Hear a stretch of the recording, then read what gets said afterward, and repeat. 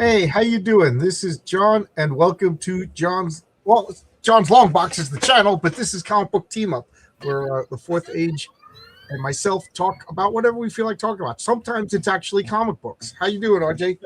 I'm doing great. Yeah, Vaz is already saying 7 p.m. on a snow day in New York. Well, it's not snowing here yet. I'm just gonna check the weather out now. It's raining, but that just means tomorrow. Thank God I'm working this day shift, so I take the train to work in the morning.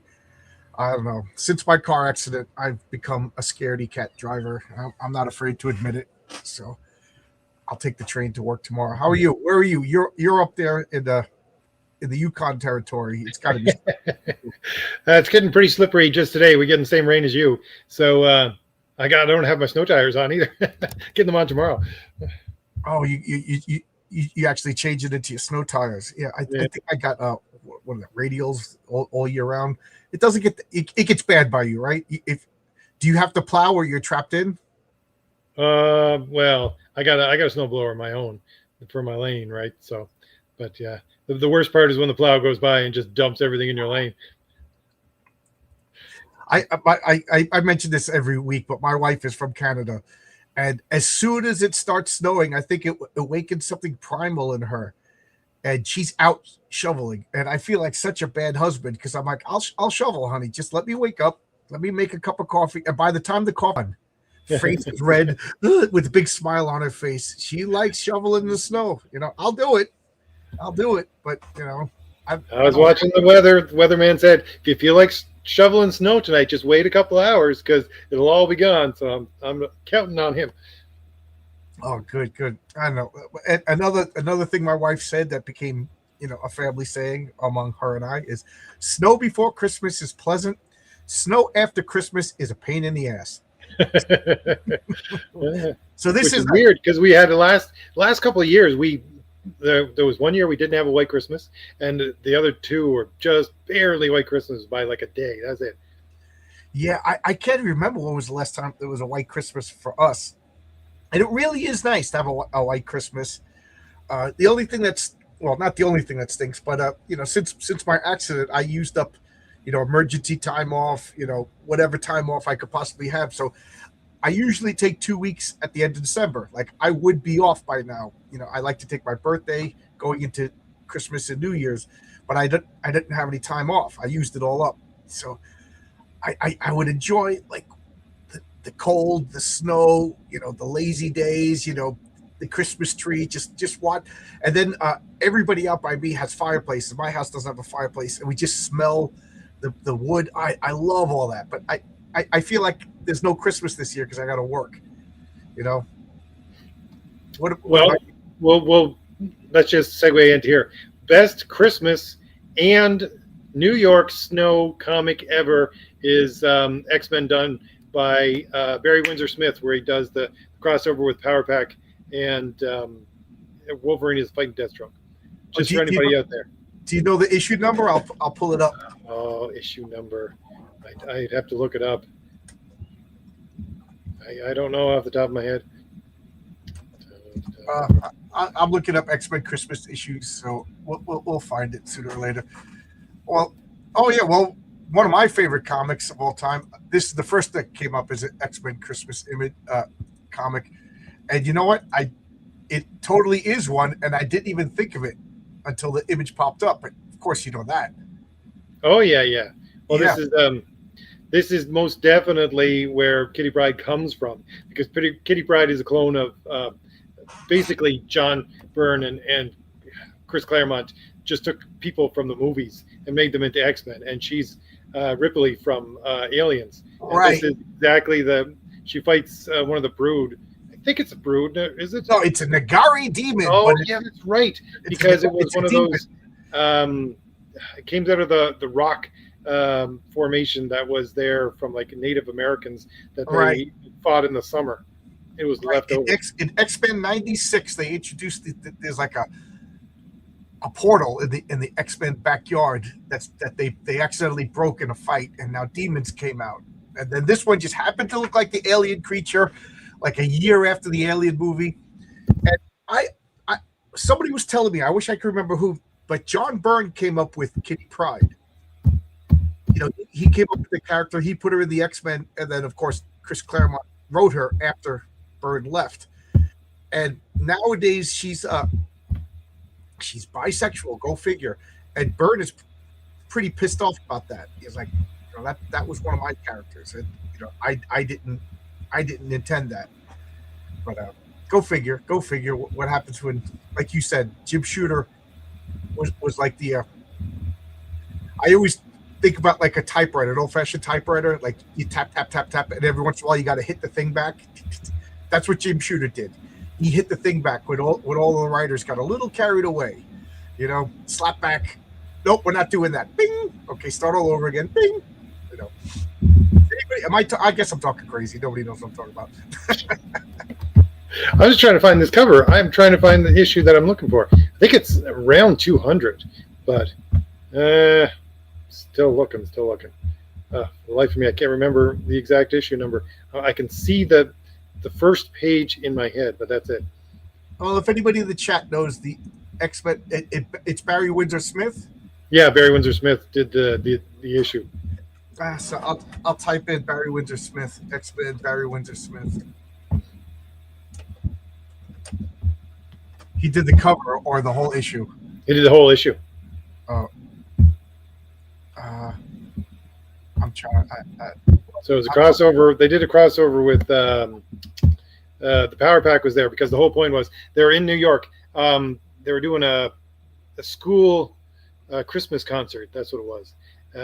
And so Wolverine's getting hunted down by the Reavers and Deathstroke, and there's a blizzard at the same time. So they're having a hard time tracking him, and he runs into the Power Pack, one of the girls in the Power Pack at the very least, who helps him because he's basically dead on his feet. Oh, one of the best issues of X-Men ever. If anybody knows the issue number, because I recall the story, but I can't recall the exact number. And I googled Barry Windsor Smith covers, and man, there's so many good covers that I didn't like. I remembered, but you forget that Barry Windsor Smith drew these. Now for whatever reason, they show me Jim Lee covers.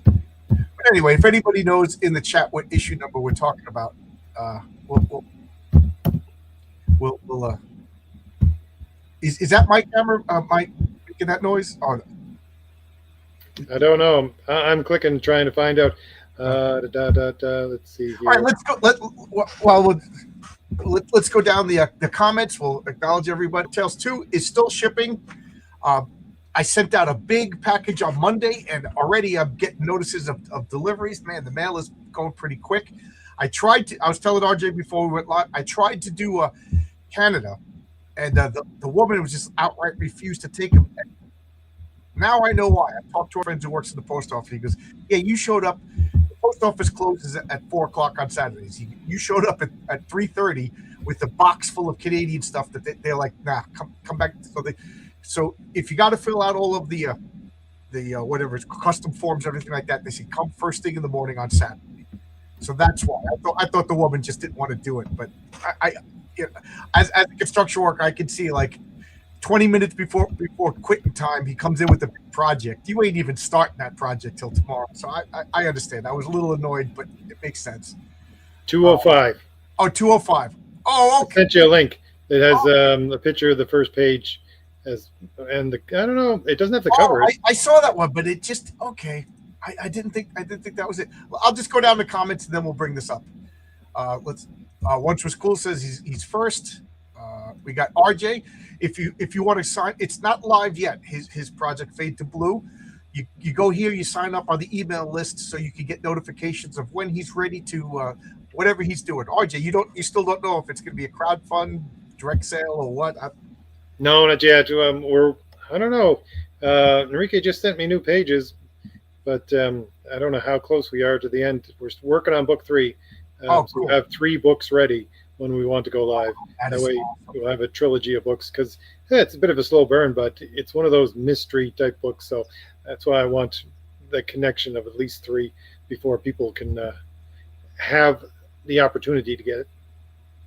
Vaz is giving me all the where do you even live, Vaz? snowy, and you got to be up there in Canada. Also, we got Professor Savage Dad. How you doing? Good to see you. We got Tony Grigo. How you doing, Tony? Tony's always with us on It's Clobbering Time on Friday nights.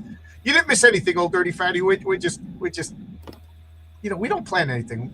We just talk and see what happens. Radio says hello. What are your thoughts on the absolute Joker being revealed as a Jeffrey Epstein? Of course he is. Well, let's throw everything shocking into a big jambalaya and serve that up hot, right? I mean, Batman's gonna kill people with a big freaking axe. He's at the circus. The Joker is a Jeffrey Epstein clown. I'm surprised like Robo Trump isn't in it. Just throw everything in there. See what if you like it, you like it. That's fine. I'm not gonna you like, but it just sounds desperate. But I am glad that it's selling, and I'm glad the comic book stores to be making money. So that's good at least. I used to work for a cab company that would put padded snow tires on cabs. You felt invincible during those. I would not get an Uber around here. It's snow. Like, this is going to come out. This is going to sound racist. There's no other way to describe it. But people that are used to the Middle East, all of a sudden they're going to be driving in the snow, taking me in an Uber. Nah. I already had my accident, my brush with death. I don't need another one. No snow here in this part of Idaho yet. I'm a snow shoveling fiend. Can't say. Oh, okay, good. Come on down to my house. Actually, my wife will take care of it. My favorite Christmas movie is Batman Returns. Now, I want to say this. As far as Die Hard being a Batman movie, yes, Christmas movie, if you remove Christmas, does anything change? That's my criteria for it being a Christmas movie. Hey, Oscar's here. Oscar just submitted another page of colors. It's so good. I'm always talking crazy. And my last comment. I find it funny issues around this time, yet the characters never age. Yeah, that's funny. I want to bring that up too. That is a pet peeve of mine. That they mention birthdays, Christmases, stuff like that, but yet everybody stays the same age. That's one of those comic book things. Like do we acknowledge the passage of time and have Robin become a 45-year-old man and Batman in his 80s, or do we just acknowledge presidencies and stuff like that and then never mention it again? So it's funny, RJ, when you mentioned Christmas, I looked at this cover. This is one of the first that popped up when I said Barry Windsor Smith, but the cover doesn't give anything away that it's a Christmas issue. No, it's 205. That's 168. Oh, that's 168? Oh, wrong one, of course. Of course. Which one are you showing me? I think 168 is... No, that's... Oh, Life, Death 2. Okay. Yeah. But I sent you a link there. That yeah, I see it now. Yeah, I opened up so many links. Where is it? Oh, there it is. Okay. Yeah, there we go. Life, Death 2. Yeah. Who's having? Yeah, it sounds like RJ's fighting with his microphone. Yeah, I thought it was me. Is it me? Yeah. Maybe there's something wrong with my microphone. Give me a second. I'll unplug and replug in. Okay. So RJ's going to do what RJ's got to do. And yes, I remember this cover. Who's hammering in the background? It's RJ. I remember that cover. Yes. I remember this cover. I remember these comics, but I forgot that it was Christmassy stuff. These are so good. Love the Milk and Cookies characters in the Marvel What the comics. So that's funny you're talking about. Can you hear me now? Oh, that is beautiful. That is beautiful. Perfect. Okay. There's another character right here that's been ruined by, just like Kitty Pryde.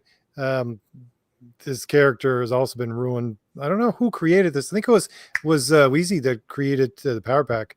Yes. So, yeah, one of those. The Power Pack in I think it was Power Pack number 1, a comic that had severe lows and mediocre highs. I'm one of the only people I know that has a full run of Power Pack, because I was a crazy Marvel person and I tried to get every Marvel comic coming, but it was kind of sweet. I liked that it was like a regular family. It was kind of like a family sitcom with superpowers. I'm surprised that the Marvel people haven't taken Power Pack and made a children's superhero movie, like a G-rated superhero movie out of Power Pack. But now they're all adults. One of them's a lesbian. It's just like they can't just let innocent kids be kids. You know, they just, I don't know, Marvel. You make up new characters, and play with them. Like, I don't care what you do with Kamala Khan, except now that she's going back in time and inserting herself into all the major Marvel stories. That ain't fair. That is just outright not fair. So you were saying that this is your favorite Christmas story. What makes this your favorite Christmas story? Well, I'm just saying it's the best Christmas issue, I would say, one that stands out in my mind just because of the fact it happens around Christmas. We were talking about snow in we're talking about New York, and this is Christmas, snow in New York, all wrapped in a beautiful comic. Yeah, I wish I had the issue, but I had it as a kid, and I've been looking for it. Maybe somebody in the chat could help me out, but it was Superman comic. This must have been like around 1972, 73. Maybe it was even older because I bought it, or somebody bought it for me. And like a supervillain took out, like Lex Luthor or somebody took out Santa Claus. So Superman had to wear a Santa Claus outfit and deliver all the presents, And so Superman, you could see his red boots under the out, got a false beard on, and he's using a suit. I don't know. I just thought that was charming and fun. Superman helping out Santa Claus. That's my favorite Christmas issue of all time. I still have fun watching Batman and Robin during the holidays. Each scene's a perfect case of It's So Bad. How are they allowed to do that? Old Batman. That's the one with Mr. Freeze. Because I try not to be negative, but I didn't like the Tim Burton Batman movies. The last one I watched was the Penguin one. After that, I never saw. So I never saw Val Kilmer as Batman, and I've never seen Clooney as Batman. I just never seen those movies. That's the way I am. When I decide that I don't want to watch something, you can't convince me to watch it. What were you saying? I said you're not missing much. Yeah, that's what I heard. I have the same thing with what is it? Titanic. Before that movie came out, I was so hyped because I thought it would be like a historical recreation, and I was all into historical recreations at that time. And then everyone and their dog got hyped for this movie, and everyone went to see it, and I just absolutely refused. So I've not seen it to this day. It's like, nope, refuse to see this movie just because. I remember I went to my friend Sean's house when he lived in Seattle, and it was weird because Seattle was cold and rainy, and the day I showed up was bright and sunny, and I was there for 10 days, and it was 10 days of bright sunshine. So I had a skewed perception of Seattle as this beautiful sunny place. And, he was going through a rough time. I was a broke college guy just there, during I forget which break it was. So we didn't do much. We walked around during the days, went to a bar here, but at night we watched movies. Me and Sean, that was our thing. We watched movies all the time. He wanted to be a film director. And every night we popped in video cassettes. This is how long ago we're talking. I remember we watched Event Horizon, and oh my God, we stayed up like 4:00 in the morning talking about that movie, how it should be a series. There's so much great world building. And then his wife at the time wanted to watch Titanic. So, I'm not going to fight with the guy's wife. So we watched the first cassette of Titanic, but I've never seen the second half of Titanic. So I've seen up until the iceberg hits, and then I've never seen the actual sinking of and I'm good. I'm fine. I'm fine. They accelerated Superboy's age. I know. And just because they metabolically aged him up, they didn't mentally age him up. You know what I mean? So it's really an underage kid, and it's really creepy. I don't know if you know what he's talking about. Oh, first off, Dr. Mask has a comic on Fund My Comic. I know I'm going to get your title wrong, so type in the chat what the name of your comic is, but it's on Fund My Comic now. I backed it. Great splash page. You used to own this splash page, or own this comic? Wow, if you own that splash page. It was only inevitable that Marvel's going to prove up the kids for power. Yes, I know. Batman Returns, the Christmas movie. We got Marcus Kellegrew. How you doing, Marcus? Watching Graham a hotel. Oh, he's watching in a hotel in Knoxville. Paramilitary Lobo's paramilitary Christmas special is a good one. Yep. RJ, progressive sci-fi works focus on post-scarcity societies. Many progressive sci-fi works. I think we're about to become a post-scarcity society. Just to let you know. Oh, this is I don't know if you quote it, but I've been saying this for a while that all the progressives like to claim Star Trek. And like, look, it's communism. And I always say Star Trek is not communism. Star Trek is not capitalism, although it seems like to make it interesting and fun, they interject some capitalism in it, but they also interject some communism. That's what the Borg are, of the ultimate communist. But it's a post-scarcity society. They have replicators. They have magic science that just creates whatever they need. Capitalism and communism are two economies to deal with scarcity. Well, scarcity is not a problem in Star Trek. Everybody has what they want. So it's neither. It's beyond our economic systems as of right now. So I just get pissed off when I try to talk nice when you hear us. I'm sorry, RJ. I get annoyed when people use Star Trek as an example of communism. That just shows to me that they don't understand what communism really is. Communism is one way of dealing with scarcity. Capitalism is another way of dealing with scarcity. There is no scarcity in Star Trek. Everybody has whatever they want. They got a little machine in their house, and we know that in the episode when Riker tries to give that replicator machine to that one couple that won't leave the devastated planet, and it turns out that the guy's like a godlike being who killed an entire race. He accepted the machine even though he didn't need it, just to keep up appearances. That's one of the things I was going to talk about last Saturday in my video. I forgot to mention it. It was like, it doesn't matter if we have a Star Trek like society where you can have a magic box in the corner that can create food and everything else you want, because we have a broken human nature. It's always going to be the same problems over and over and over again. Doesn't matter. That's what I was talking about last Saturday on my video on my channel. Now you got me intrigued about something. Let's pretend that we do have a replicator in our house. Everybody's house has a replicator, and okay, RJ's coming over. We're going to play a board game. I replicate the board game. We play it, and then I dissolve it in the de-replicator. You know what I mean? So we only have what we're using at that particular moment. Do you think people would hoard collectibles? Is it human nature? Or will we live in like this Spartan room and only create what we need for that moment? There'd be hoarding. There'd be hoarding, definitely.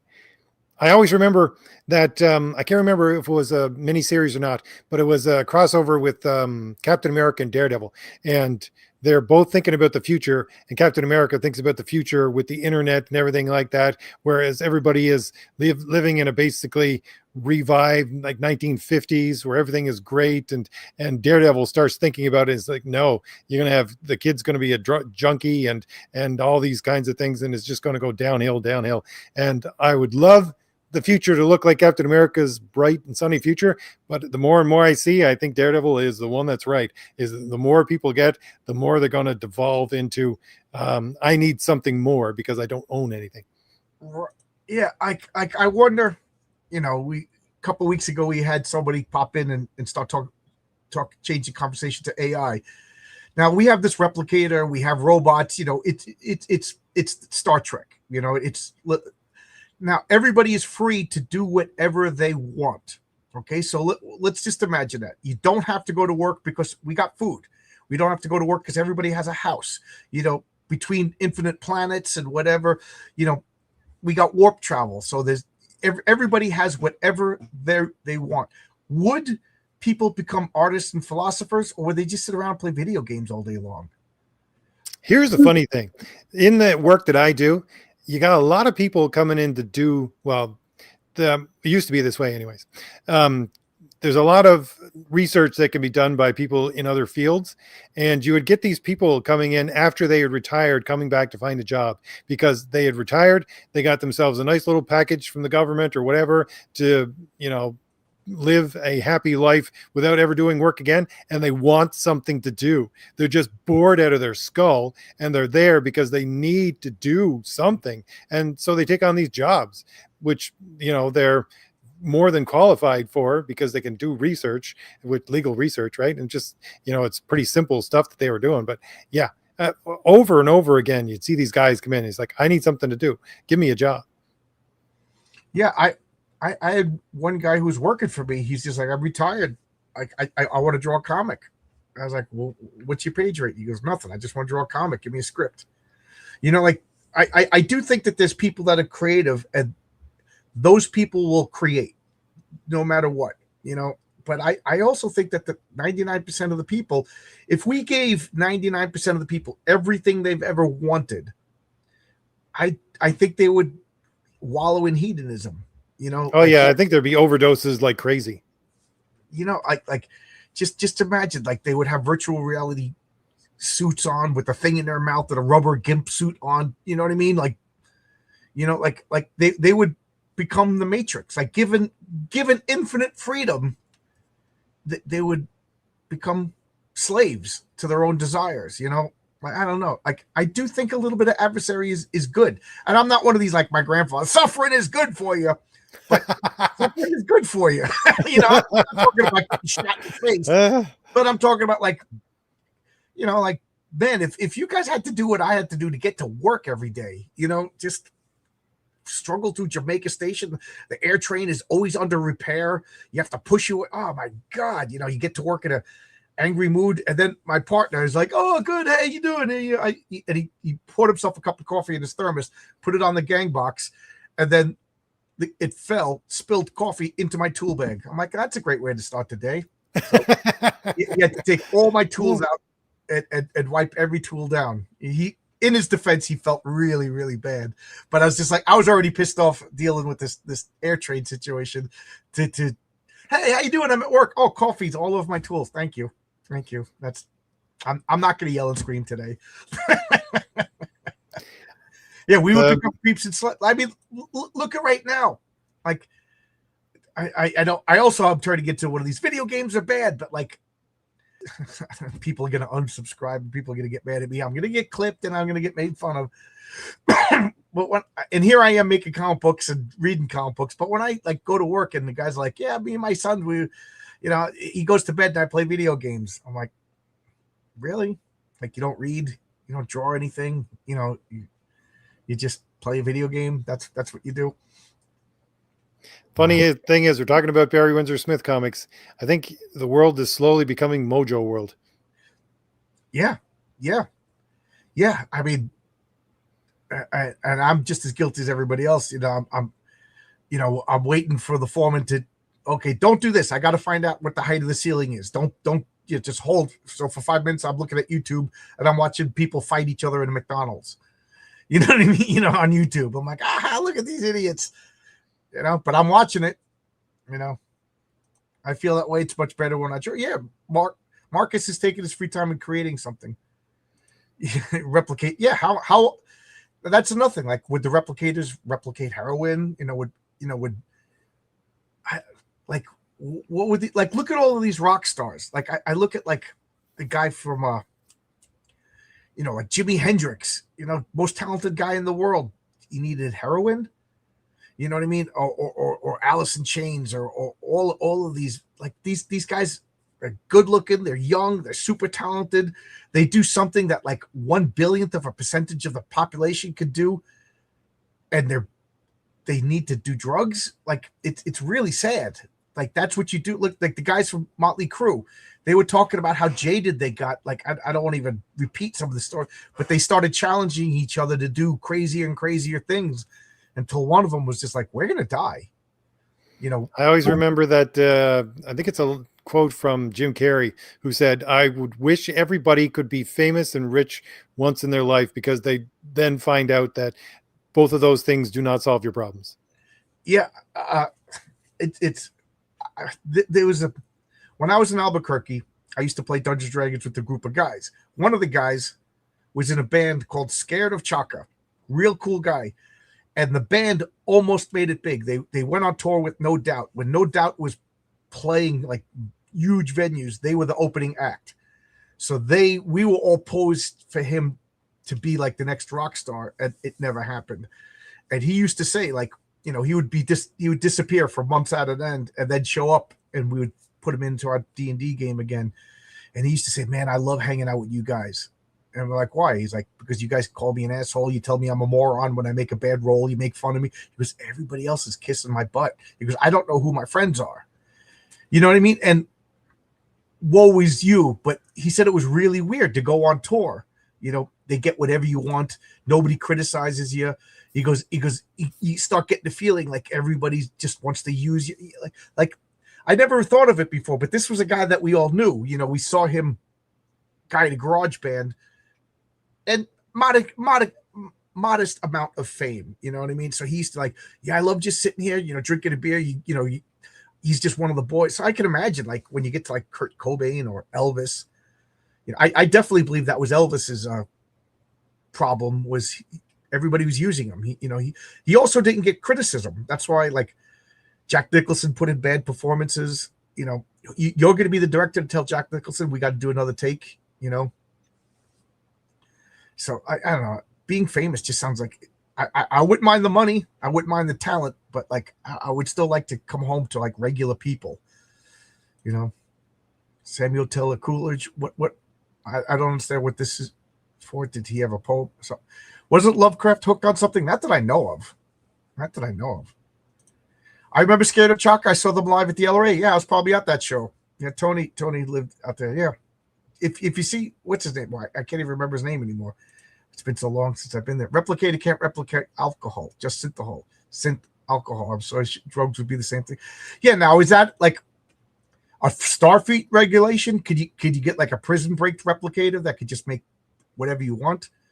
You know, and then with the holodeck, do you ever realize how creepy Next Generation was? Like Riker was going into the holodeck and like having relations with illusions. You know what I mean? Like that's not.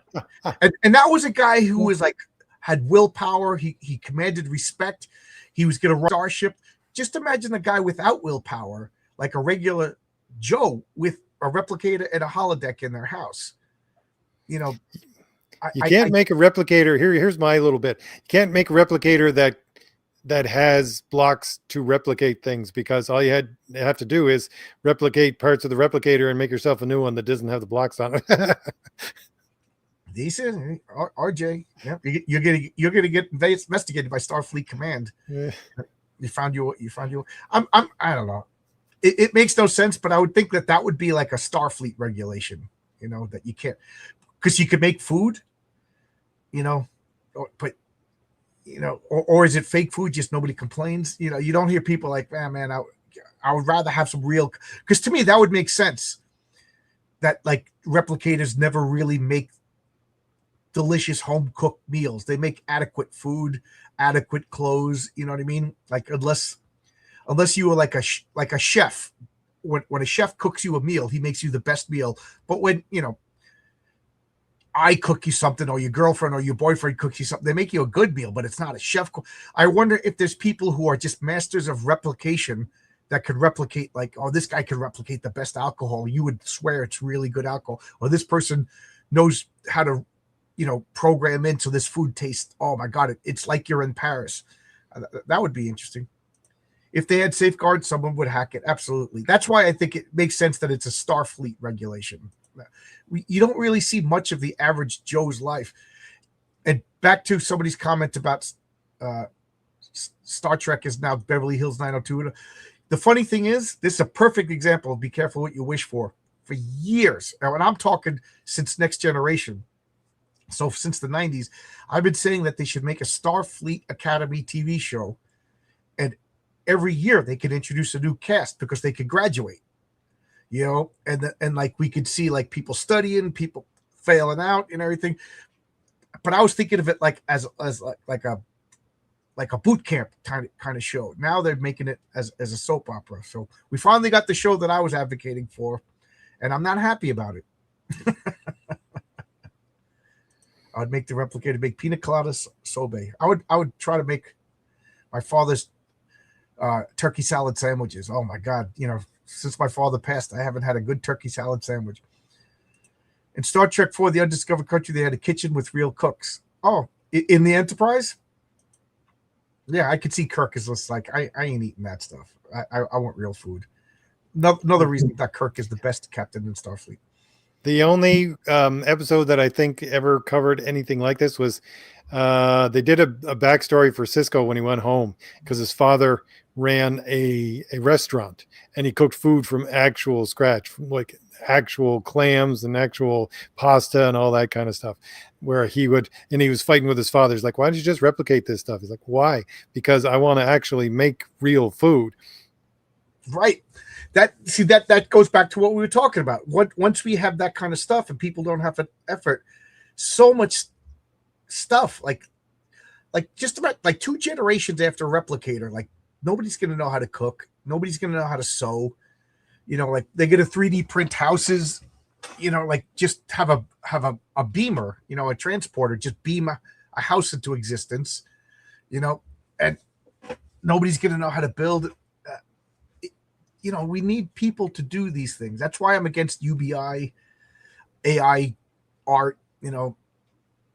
Yeah, universal basic income is just going to ruin everybody. Right. If they ever try it. Right. You have to make an effort. Like I've been saying this because when my father retired, he's like, I raised 7 kids. I'm tired. My father did. He worked every hour of overtime he possibly could, like Saturdays, sometimes Sundays. So when he retired, he's like, I don't want to work. I don't want to do anything. And I just watched him get heavier and heavier until his heart popped. You know what I mean? Like you need a reason to get out of bed. If every need is met, you're just going to like, at 1:00, I have to go to the bathroom. Okay, I'm just going to hit the button and have it beamed out of me and stay in bed. We're not even going to be human shaped anymore. We will be these, cone shaped, fatty, unless the replicator just beams us with muscles and stuff like that. The future sounds scary. I'm one of these people, in case you haven't noticed anybody from the chat, if you're around my channel, I'm one of these people who people look at me like I have 2 heads. Like, you don't do that yourself. I'm going, yeah, why not? I'll do it myself. It's like I'm the house I'm in right now. Like me and my brother built it. And right. And I say that to people and they look at me like, so you designed it? And I was like, no, me and my brother built it. Like, and they're looking at me like, you don't do that. Going, yeah, we found a place where there's no building code, so me and my brother built it. Now, did you help build your brother's house? No, he lives in a place in town, so he just bought a house. Lived in an apartment until last year. Although he's a handyman and carpenter who could do anything, right? But he lived in an apartment until last year. Just bought himself a house.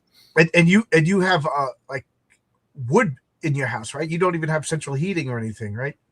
Oh yeah, no, we got a wood furnace. Yeah. I mean, it's in-floor heating, but still it's a wood furnace. Yeah, I got a couple of electric heaters that come on if it gets too cold and stuff like that. But yeah, I fill the fire every 4 to 6 hours. Yeah, there you go. There's a guy with an axe in his, like he was when I first told you I bought that sword for chopping wood. You were like, no, that ain't gonna work. Like you told me right away that you don't use this. You got to use an axe. It's not curved correctly. And you're absolutely right. There's a guy who knows how to chop wood, ladies and gentlemen. This is a guy who's going to do fine when society collapses.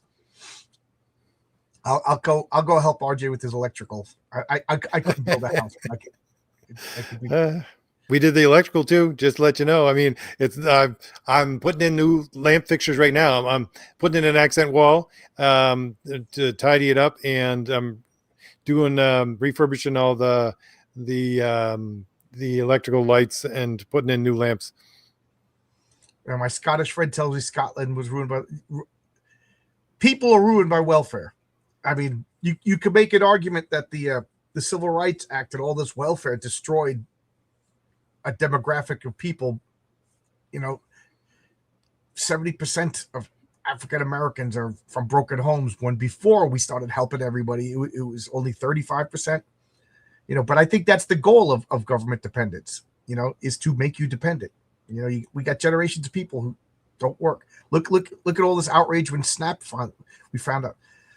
Don't get me started. I didn't know this, but I have a grammar school friend who's now a congresswoman, and we're Facebook friends. And I just want to email her. Oh, you're a congresswoman now. You're a Democrat. What are you doing with all of our tax money? Like, I just want to because I'm on her personal Facebook page. Like, I just want to lambast her now. Now you're the problem now.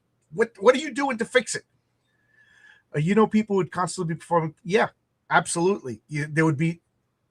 Yeah, yeah, it's funny that you said that because I'm working on a story where it's a perfect world, and it's a perfect world as far as RJ is concerned. Everybody builds their own houses, everybody minds their own business.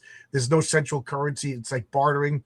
But if you need a product that you just can't produce, you find somebody else who's good at that, and then you swap it out. You know what I mean? But there's going to be a couple of people that are just not happy with this, and they're gonna, or worse. I'm not thinking. I don't have the story figured out yet, but I'm thinking they come to Earth to give the gift of what they got to Earth, and then they realize they have to conquer the Earth. You know what I mean? Like, so I don't know if they're going to be the good guys, the bad guys, but I just like the idea of there's this whole planet of people that mind their own business, and like they don't believe in charity. Like, they will watch you starve to death. Don't help him. You know, if we help him, he's just going to get dependent on. He needs to. What if he dies? Then he dies. You know, that's the way this world. And there's no wars. You know, it's objectivism realized on a planetary level. And then, of course, there's going to be meddlers that come to Earth. But I don't know if they're going to be the good guys or the bad guys yet. I think a really good story, which you probably already have ready to go, John, is so for the patriarch. My thought would be a good story would be, say, a Superman character that has to go through something in order to show the people around him that he has to exercise massive amounts of willpower just to do things because he has so much power and can do anything. Right? Yeah. Yes. That's something. It's in the background of all the stories, and I want to bring it to a head. I haven't thought of the story, but a little bit of world building in my comic book world is everybody goes crazy when they get superpowers. Doesn't matter who you are. It's artificial, and humans aren't ready for it. If you read all of these world texts, and I'm being cagey about this because I don't want to give it away, I've come to this conclusion that there's these real world texts that point to superpowers, and they've been hiding this information. And when people are able to decipher this information, they will be perfect and get these superpowers. But you got to work on your mind, your body, and your soul. But something happened around the 40s, and we were able to get superpowers. But all it does is messes with your mind. Your body and soul haven't been prepared properly. So everybody who has superpowers in my world, with the exception of a few saintly beings, their mind is distorted. They can't handle this power. It's not supposed to be there. So they go crazy. So most of the superheroes are young, and they either become villains or they get taken out behind the scenes. And then we pretend, oh, Captain Flag was such a good guy. We don't know what happened to him. He flew off into space, or he died valiantly. Meanwhile, he was killed because he was going nuts. He was turning into a villain, or he is a villain in a mask and stuff like that. Nobody knows he's Captain Flag. But the patriarch and a few other people have this willpower because his family and his wife and his everything keeps him grounded. I got to bring that more to the forefront. The fact that he's been active for 20 years without becoming a crazy supervillain is outstanding. Like Marshall Strong in my world is another one. Captain Atlas has been active since the Korean War, but he's got problems that we don't talk about. And there's a couple of heroes that we just don't talk about because of how bad they became. And that reminds me of one of the best storylines. My interpretation of this storyline, anyways, is John Byrne's OMAC, because his basic world is the fact that when everybody always says, if we went from, let's say, ancient Greece in order, like straight on into science that we have in the 1800s, we'd be up in the stars by now. And his basic premise, if I remember correctly, is if that was true and the Middle Ages never happened, we would go straight into fascism, and the entire world would just be a fascist nightmare because humanity didn't take the time to develop itself spiritually and develop all these ideas like rights and all that kind of stuff. I read OMAC, the Jack Kirby OMAC. It's one of my favorite comics. I got to reread the John Byrne's OMAC. You keep referencing it, and you're making me feel like I've never even read it. But yeah, that sounds awesome. That's a good idea because in the Middle Ages there was so much, the world was so harsh that people had to like develop spiritually just to deal with it. between plagues and wars and conquest and starvation. Although Sandy Peterson says it wasn't too bad for the average peasant during the Middle Ages. That's, and he puts up a compelling argument, but what do I know? That's what I always think to myself. People think I'm crazy. Like I used to say that I would rather live in the Middle Ages. I mean, I'm here today for a reason. I always think that. But I would rather, if I was given a choice, ancient Greece or the ancient world today or Middle Ages, I'd choose Middle Ages. I'd live in the Middle Ages, even if I am going to die, 40 or 60 like that, because you're basically living in a village with your family and extended family. You have a church that you go to. Everybody knows their place and does. I mean, it's a simple but beautiful existence, because a lot of the people think of the Middle Ages as dark and dreary. It wasn't. That's the fact that's the English trying to rewrite, with Fox trying to rewrite the Middle Ages as dark and dreary so that he could promote Henry VIII's taking over of the church. But Middle Ages was actually more like Hobbiton than anything else. Yeah, that Sandy Peterson said. He goes, the average European peasant had a pretty pleasant existence. He says they worked hard during the spring and fall, planting and whatever. I don't even know about crops. And then the summer they had to prepare for the winter. He says, but in the winter, it was, stay out of the cold, party, eat food, hang out with your friends, and and go to church, and whatever you did for fun. And then you worked hard for like 3 months out of the year. And then he said when there was wars, they mostly left the peasants alone. He says the only things to worry about were plagues and Viking raids. But other than that, it wasn't a bad place to live. You had pretty good food, a pretty varied diet. You had a pretty long lifespan, all things considered. But you got to go out and work in the field. Nobody's going to do that for you. I know. I used to think Rome, but now I think living in the city of Rome during the height of Rome, it's got to be like worse than like Manhattan in the 70s with crime and people just getting murdered in the street, and you know what I mean? Like walking down the slowly street, going mad because all the pipes are made of lead. Yeah, but like it would probably be everything we hate about urban life magnified, because there's like garbage in the street, poop in the street. You know what I mean? Like just maybe like out in Gaul or something like that during the time of Rome would be more pleasant existence. But yeah, I used to think I wanted to live in Rome. Not anymore. The damn Vikings. Just got off a stream interview with Greg Weisman and Test. Oh, cool. I've been reaching out to Greg Weisman a few times. I haven't heard from him. RJ, what do you think of Pat Buchanan? I don't know very much about Pat Buchanan besides the fact that he was advisor to Ronald Reagan and Nixon and somebody else. Besides the fact I haven't read any of his books off the top of my head that I can remember. I just know people used to tell me back in college, "You look like Pat Buchanan," and it just made me hate the guy. Knock it off. I'm trying to pick up a girl, and you tell me I look like Pat Buchanan. Your Saturday talk really. I always listen to your videos. For those of you who don't know, RJ does a very serious talk on Saturdays. He's pre-recorded, without, and I always listen to it. And I always listen to it doing nothing else because I need to focus on it.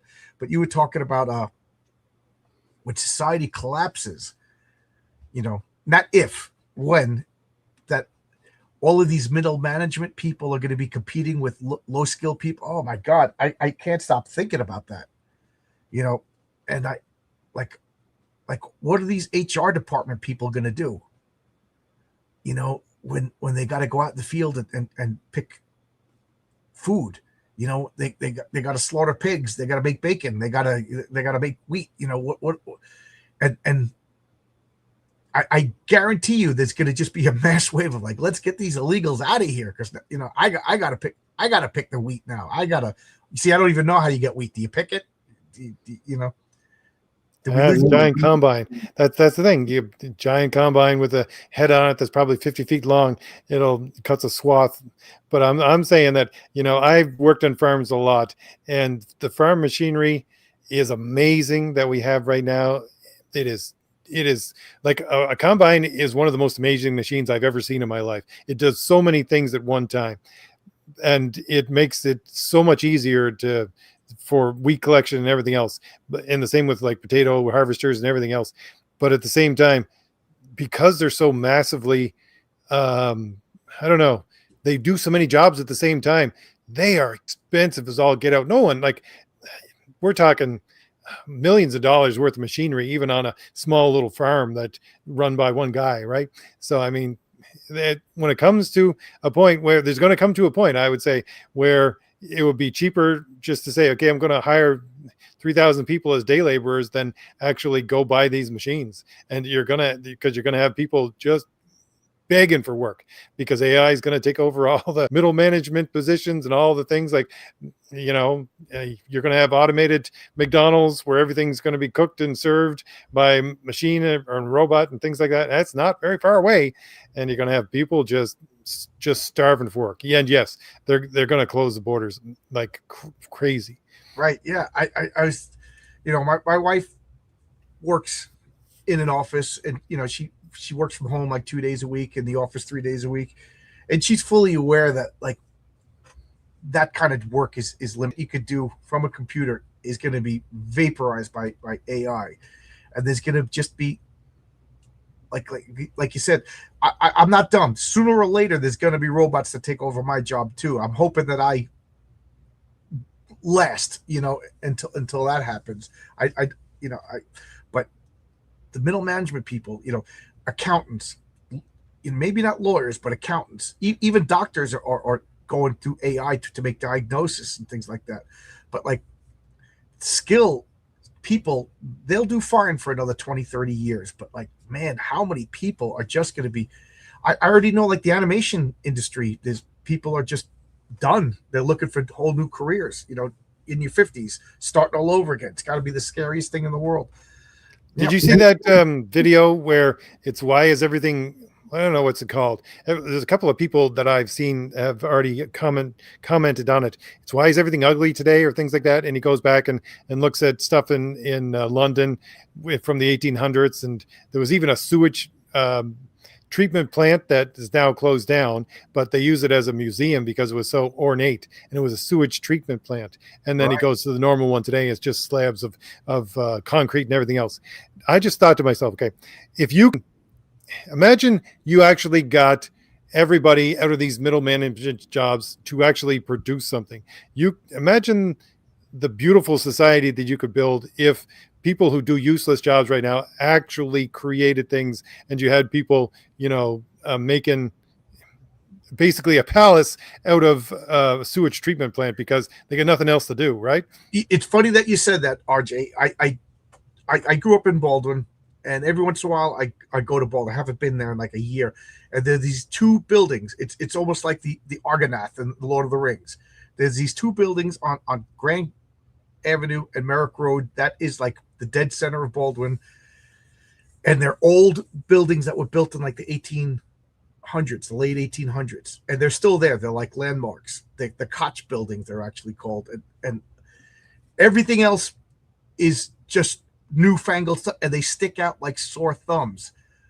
So they're so awkward to see that you can't build like these two, triangular shaped building stone edifices, and everything else is modern and soulless, and it's a cookie cutter, and all I can think of is like, and this is a little podunk town back then, and they built these monuments. I think it was like the mayor or the first library or something like that, and it's like that's what the whole town could have been like. Maybe it wasn't, and it got knocked down. Like, what's going on?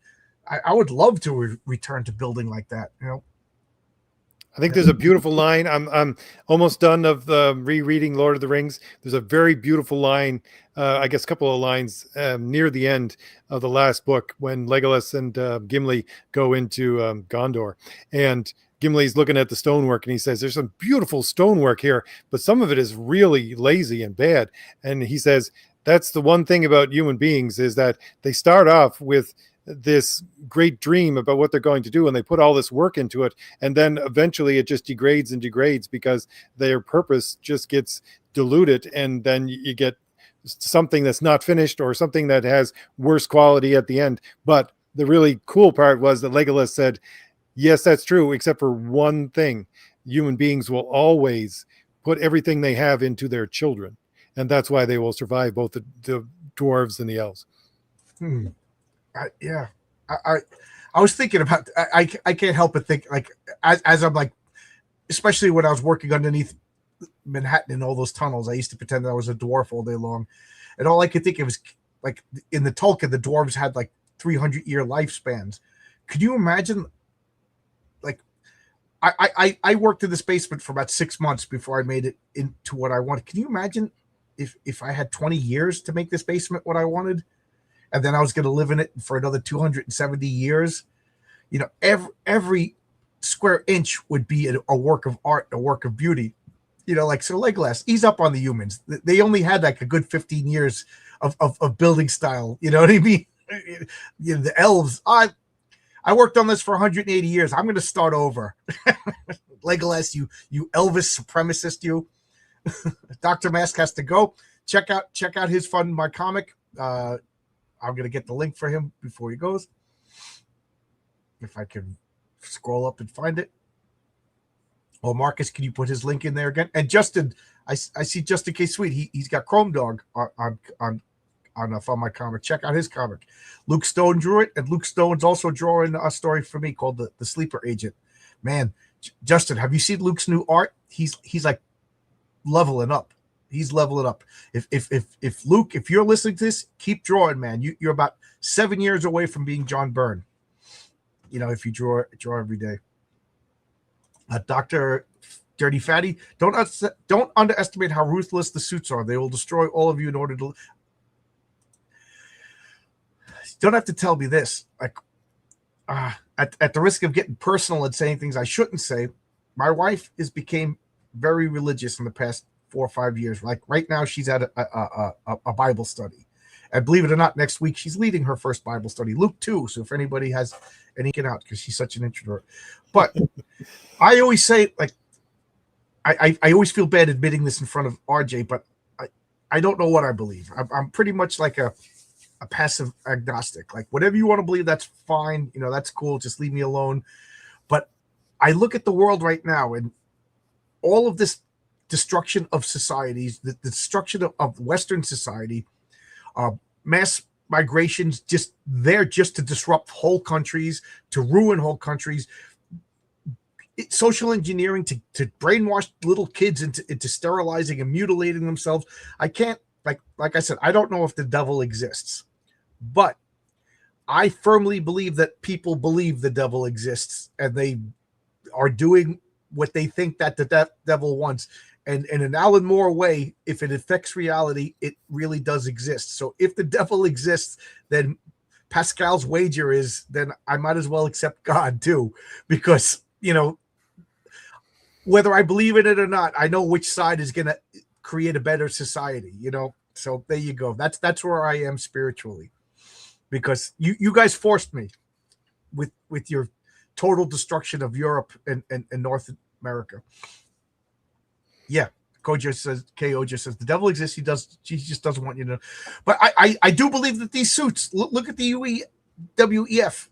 We're going to find Elon Musk, and then we're going to come up with a reason why we're going to find him. The dude just made it easy so people could talk. I got problems with Elon Musk too. I'm not a blind follower, but I think he's done more net good than bad, as opposed to Bill Gates. I was Bill Gates' biggest cheerleader until he stopped working on computers. Now he's a mad scientist. Well, not even a scientist. He's just a madman because he's not even a scientist. Yeah, yes. The funny thing is that he completely, in the last couple of months, reversed his position on climate change. Right. Because of the fact that AI takes up so much energy now that you can't actually support climate change and AI at the same time. Right. So he's going all in on AI. Right. Oh, I was for the past 20 years, strike that, forget it. We need more computer computation stuff for AI. I know. If that doesn't show you, I was going to say a naughty word in front of RJ. If that doesn't show you what a piece of poop that guy is, I was about to say something. I want to get my channel taken off the air. John, bless your wife, John. When the going gets impossible, she will get you to. Yeah. If you knew my wife, you would be amazed that she's even considering leading this Bible study next week. Luke chapter 2 is what she's doing. I'm not against people getting rich. No, not at all. But they don't have any good purpose. They'll often find a misguided evil.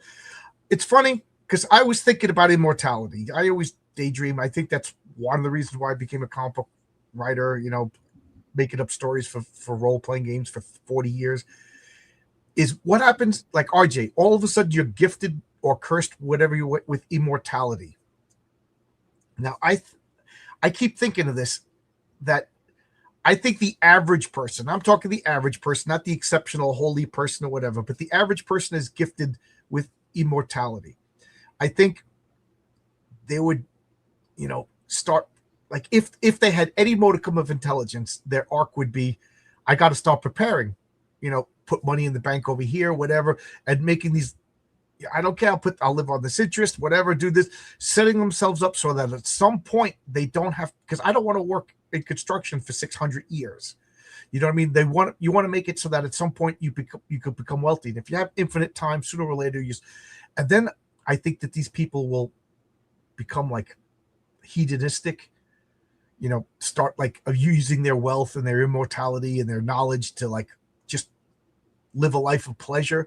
And then I think 200 years that they're just going to get so bored that maybe I'm going to start helping people now. Like this isn't fulfilling me. And then I think there'd be like this arc of like almost like a supervillain and then maybe a good guy. I don't know. Maybe I'm naive in thinking that, but so like if Bill Gates had eternal life, would he be Sauron? Just get more and more evil as he seeks more and more control, or would he eventually just like, you know what? I'm gonna just. I have so much. I'm never gonna die. Even if I go poor, I could just remake this. So I might as well help people. I don't think, RJ. You actually hit upon one of the major themes of Fate Blue. One of the major villains in it is immortal, and he's able to travel between. Well, he's able to create basically like these pocket universes or pocket the other worlds, what I always call them, to be from Celtic mythology, and he's basically a monster in all of them. He's a different kind of monster. Like they think of him as a like a vampire in one, or in another he's a wraith or something like that. But yeah, he's immortal. He's effectively immortal, not really immortal, but he's effectively immortal, and he just builds himself worlds of torture. That's all he does. Yeah, Old Dirty Fatty. I'm not gonna lie. At one point, I was like jealous of other people's success or whatever, and I'll never forget. It was like my turning point. I think I was in my 30s, and my friend's father died, and he left. No, my friend's grandfather died, and he left $500,000 to my friend's father. And I was telling my father that, and he just put his head down. I was like, what? And he goes, I just got really jealous for a minute. And he goes, and then I remembered his wife is in hospice care. His son was killed in 9/11. He's got alcohol and health problems, and I don't have any of that. He goes, I also don't have $500,000. He goes, so I'm trying to think who has it better right now. You know what I mean? But like my father, who I put on a pedestal, had this moment of jealousy. You know what I mean? So I, like it or not, people learn from their parents. And I think about that. Like, oh my God, this guy's kicked. RJ's crowdfund just did $25,000 and mine did $8,000. Good for RJ. You know what I mean? I'm not going to lie that I don't get a moment of jealousy. But ultimately, it doesn't. So I taught myself this. Did you steal from me? Did you hamper me? Did you step up? No. Then good for you. So I used to say Bill Gates didn't do anything wrong. He didn't steal from me to make that money. Now I'm starting to think he's doing wrong things. Like if I get this tick virus that makes me allergic to meat, guys, I'm going on a rampage. I like my hamburgers and meatloaf. It's funny you should say that, John. Just last week, I have a cousin. I have a lot of cousins. I had a cousin. He's been pretty much dirt poor all of his life, and he won the lottery. He won $1.5 million. Oh, good for him. And yeah, exactly. When my mother told me that, I was overjoyed. The first thing is like that. I mean, he's a good guy. I mean, he's had his ups and downs, but I was just so happy for him. When I first heard that, it was like, that is great. I'll never see $1.5 million in my life in one place. I don't care. It's not thinking about me. I'm thinking this is a guy who's had nothing all his life. I was so happy that he had won that money. Cool, good. First off, I hope he can handle it, because a lot of people all of a sudden get handed a bunch of money and they go berserkowitz. You know what I mean? Like, that's one of my fears. We always do this every Friday. We throw $5 and one guy goes out and gets lottery tickets for us.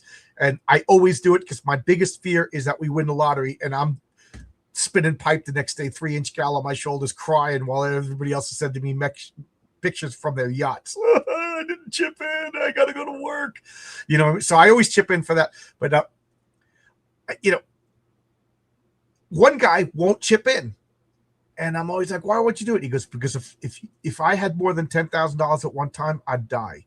He goes, I got problems, John, and I'm not going to explain my problems. But he goes, the only reason why I'm alive right now is I can't afford the excess that would kill me.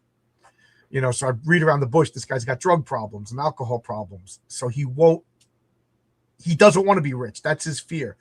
I was like, oh my God. And then the other extreme is in my old apartment building, my UPS driver. I'd see him every couple of days. He would drop off packages. This guy was just like the happiest guy. He would run up 3 flights of stairs with, he's a healthy, strong guy. All the women, did the UPS driver come? His name was Andrew. Did Andrew come today? Or was it the other guy? Yeah, Andrew. Oh, I missed him. He was a good looking guy, smiling. So I said that to him. I said, you're always so happy. You're the best UPS. He goes, well, that's what winning the lottery does. And I thought he was laughing. I thought he was joking. I go, what do you mean winning the lottery? He goes, I won $1,000 a week for life on those scratchers. I was like, oh, really? He goes, yeah. He goes, it's $650 a week extra after taxes. He goes, just imagine, I get $650 a week no matter what. I was like, good for you. And he looked at me and he actually got teary-eyed. He goes, you're the first person to congratulate me? I was like, really? He goes, yeah. He goes, my family started hitting me up for money. And I'm like, dude, I'm a UPS driver. At that time, he goes, I'm making $70,000 a year. Now I got an extra $50,000. So I'm making $120,000 a year. He goes, my family members work at Wall Street making $300,000 a year, asking me for money because I won the lottery. I'm like, dude, I still make less than half than you. If I got a $50,000 raise, nobody would ask me for money. He goes, people are mad at me. They're giving me the finger. They're telling me I'm a jerk because I won't give them money. And what he goes, all this means is I don't have to work overtime and I can coach my son's little league team. He goes, I go to work every day knowing we're never going to starve. We're never going to lose the house. He goes, so, the weight's been lifted. I was like, oh man, so good for him. Why would anybody be jealous of that? When I long time ago, when I used to work in a law firm, I was that guy who didn't chip in for the lottery ticket and they looked at me and they said, why not? And I said, I would have to give it away. If I won the lottery, I would have to give it away. I couldn't live with it. I just couldn't. I would, man, I would love, first off, I would hire all my friends to make comic books. You know what I mean? We would all make comic books. My wife, the church that she's in now, they're looking for a building, so I'd buy him a building. It makes my wife happy. These people, she was going through a hard time during COVID, and these people helped her out. So I would absolutely. The next thing, I got 6 brothers and sisters. I would have to pull them in like the Godfather. How can I help you on the day if me win? And you can't talk to them. What do you need? You know what I mean? That I would help out my family. How could I not help out my family? And to be honest, this is what I think about. I would get a ranch somewhere like in Idaho, and I'd just be an animal rescue guy. You know what I mean? Don't kill that dog. That dog is 12 years old. You don't want it anymore. I'll take it. And then, at the risk of sounding like one of these weirdos, I'd be like, don't abort that kid. I'll hire nurses. I'm rich. We're going to have like this crazy family, and they're going to take care of the animals that we're rescuing. How could that not be a great life for this kid that you didn't want? That's what I would do. I got it all planned. Now, whether it's going to happen or not is another story. But notice first thing was hire all my friends to make comic books. Marcus says you already hire a bunch of guys to make comic books. So he's got I know. Well, according to somebody, I'm dirt broke. But you know what? I could go to the dentist whenever I want.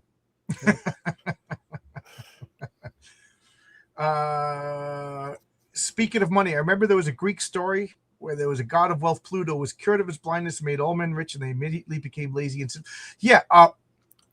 adoptions on abortion, 100%, 100%. Um, in history, there was a Greek colony in Sicily called Siberia, or maybe it was Italy, and they used to say that all you had to do was open your mouth. The ground was so fertile that the food would grow into your mouth. They're exaggerating. And the people of I'm sure I'm saying it wrong, Siberia, they became fat and lazy, and the slaves did everything. And they said that the biggest problem was enough makeup for the men. So what happened? They got invaded and destroyed and wiped out because they were the perfect example of good times make weak men. And it became like a warning in Roman times. Don't be Siberic. Don't have a Siberic lifestyle.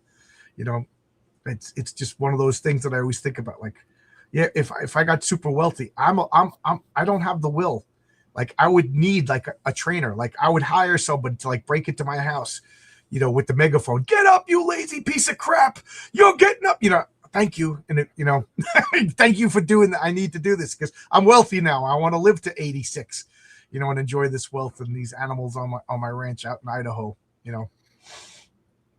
That would be the other answer to your question. I remember that's what Epicureanism is, right? You had these people that were so wealthy and were just set for life, and all they focused on was trying to get, the best tasting food and, the most thrilling thing to do. And that was it. That was their life. That was the actual philosophy that they came up with. Yeah, that was Epicurus, right? It wasn't around the same time as Stoicism. So it's amazing that they had these two opposite ends of the philosophy.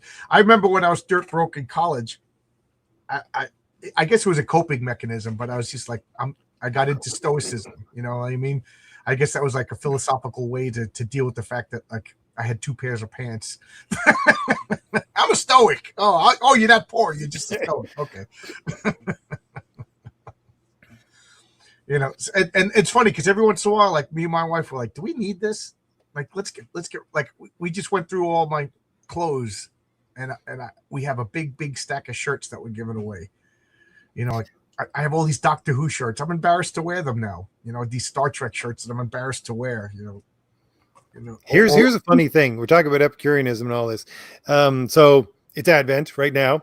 So I'm crazy Catholic guy. So Advent is supposed to be actually a time for fasting before you get to Christmas. When I fast, you find out the weirdest things in the world. It's like when you eat vegetables, they don't usually taste sweet, but if you fast and you're not eating anything sweet at all, I looked it up. It's a scientific fact that, you start eating carrots and things like that. If you don't have any sugar in your diet whatsoever, and you start eating something like a carrot, you can taste the sugar in it. You can taste the sweetness in it. It is, depending on what you have for a diet, makes the things that you have, which are normally plain, actually the richest thing in the world.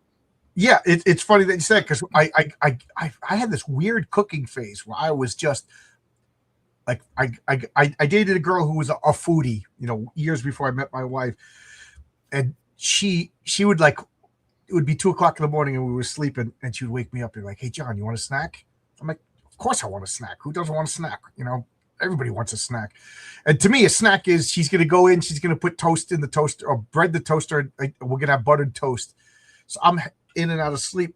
And now it's 3:00 in the morning. And I'm like, what's going on? So I walk into the kitchen. She's making chocolate mousse from scratch, making whipped cream. That was the way she ate. Like, you know what I mean? So she got me into cooking, and for a long time. And that was the thing. Like, don't put sugar in your food. Don't put spice. Like, she would tell me, you want sweet, add a carrot. You want pepper, add celery. And I really got into it for a long time. But then I started working full time, and I became not lazy, but like back to normal cooking. Yeah. I read Stoic essays. Takes some will to get through. Yep. Celery should taste a little salty if we're healthy. Yeah. I also read someplace, if you're craving salt for your food, you really just want flavor. So add pepper. So I've been doing that for 20 years. I want some salt, so I'll reach for the pepper, and that satisfies my taste craving. That's funny. I was just thinking about buying a salt and pepper shaker because I owned a pair of salt and pepper shakers because I don't eat either salt or pepper. I Oh, mean, really? yeah, I might use it every once in a while in something I'm making, but otherwise, no, I don't put it Well, on my white plate. people don't spice. White people don't season their food. White people don't season. We got no culture. Yeah. It's because we're used to actual food. Right, because I don't want my friend Jimmy. I remember we worked at the supermarket together. We'd have a 20-minute break and we'd run to Arby's and get something to eat. And he would get French fries and he would just pour salt on the French fries and like it looked like snow. It was, and he would be like, "Yes, the French fry is the mechanism to deliver salt into my body." I was like, why are you spending money on French fries? Just pour salt on your throat. You know, I don't know. Yeah, speaking of being in college and Arby's, yeah, that's my roommate. My first roommate used to drag me to Arby's all the time, and I'd eat one of the Arby's burgers, and then I'd just not feel good. And he'd have like three. I'm going, what is the matter with you? Yeah, when I was a school teacher and then I went into construction and I was really fat, because I was angry and I would just eat, just eat. And people used to tell me, "You're gonna have a heart attack. You're gonna die." And I didn't know how to diet. If I knew how to diet, I wouldn't have been 300 and something pounds. You know what I mean? So to me, dieting meant not eating. So I just literally stopped eating, and all I would do is I would make broth, and that was I had coffee and broth for an entire year. That's all I ate. I was down to 170 pounds. I told myself I was going to stop dieting when a stranger called me skinny, and I just remember on the subway somebody said, "Move your skinny ass." So I was like, I was emaciated, and my hair was falling out, my fingernails were yellow, and I went to the doctor. The doctor said, "You're starving to death." My teeth looked weird. I said, he goes, "What do you eat?" And I explained what he was like horrified. I said, "If I knew how to diet, I wouldn't have been over 300 pounds. You know, dieting means not eating, so he begged me to stop this. And I went back and oh my God, the point of the story is, oh my God, did food taste so good? And that's when I stopped putting salt on everything. Like I started to taste vegetables and you know what I mean? Everything, just a fat person, you just shove everything down your throat. Like I was like, wow, this tastes good. This tastes good. After like a year off. So I try to do that, but I'm getting bad again. I just lost. Good for you. I just lost 25 pounds. I tell you the taste of a good piece of steak without a bunch of seeds. I know. You don't need anything. You don't need. Are you a steak person, RJ? No, I'm a hamburger person, although we have I get half a cow every 6 months or so. So we got steaks galore, and I gotta actually get through the steak. Usually I just make stir fry Really? with them. Next time I got off, I'm driving up to your house and eating all those steaks you got. Because I never ate steak because my grandfather, God bless his soul, this toughest little old Sicilian guy. I could tell you stories that would get the internet shut off on me. But what a tough old Sicilian guy. And he would cook his steaks in a fire pit. They were shoe leather. So I was like, and my grandmother made pumpkin pie, and I still recall the corduroy insert. I don't know what she did with this pumpkin pie, but it tasted like eating corduroy pants. And I've never eaten pumpkin pie since. So my grandparents ruined steak and they ruined pumpkin pie. And when I tell that to my friend Terrence, he just bought a house and he was having us all over for filet mignons. He's like, I always wanted to do this. This is a sign of you made it, that you could actually have a barbecue and feed your friends filet. You know what I mean? So I was like, I'll come, but I'm not going to eat. Steak is gross. And he was like, so he made me a filet mignon, and oh my God, it was so good. It was the first time I had non-well done steak. And now, every once in a while, I'll be like, like my wife she'll pick out these steaks that are just, and I cook them in a cast iron skillet in my house, and oh my God, it's so good. And then I bought a grill because you're a man, you buy a house. If you don't get a grill within that summer, then people are going to wonder about your masculinity. So I bought a grill and I ruined steaks on that grill. That grill is where steaks go to get destroyed. So I could cook burgers on them. I could cook anything on that grill, but steaks, if I put them in a cast iron skillet inside my house, oh my God, they're so freaking good. Uh-oh, your boy Zach is going to leak all our DMs. My DMs have got to be the most boring DMs in the world. Go ahead, leak them all. You're going to see like, hey, RJ, what are you doing? You want to talk about comic books? Or I'm talking to Brian Bow. That's really cool. Good luck with that, man. I'm so proud of you on your on your new crowdfunding. My DMs are the most boring things in the world. This is my new favorite poster. Prime rib is worth fighting for.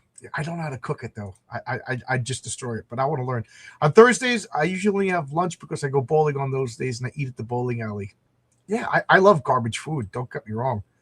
Yeah, if anybody follows John on Twitter, every once in a while he posts his food, and I'm like, John, you're gonna have a heart attack. Well, there's a place down the block. RJ, I joke about this, but it's 100% serious. My $100,000 stretch goal on, as soon as I make $100,000 on any campaign, I'm flying RJ, I'm flying Rini, I'm flying Brian Bao, Fabrizio, all of my friends, Tonic Mole, they're all coming to my house, and we're gonna make up role playing characters.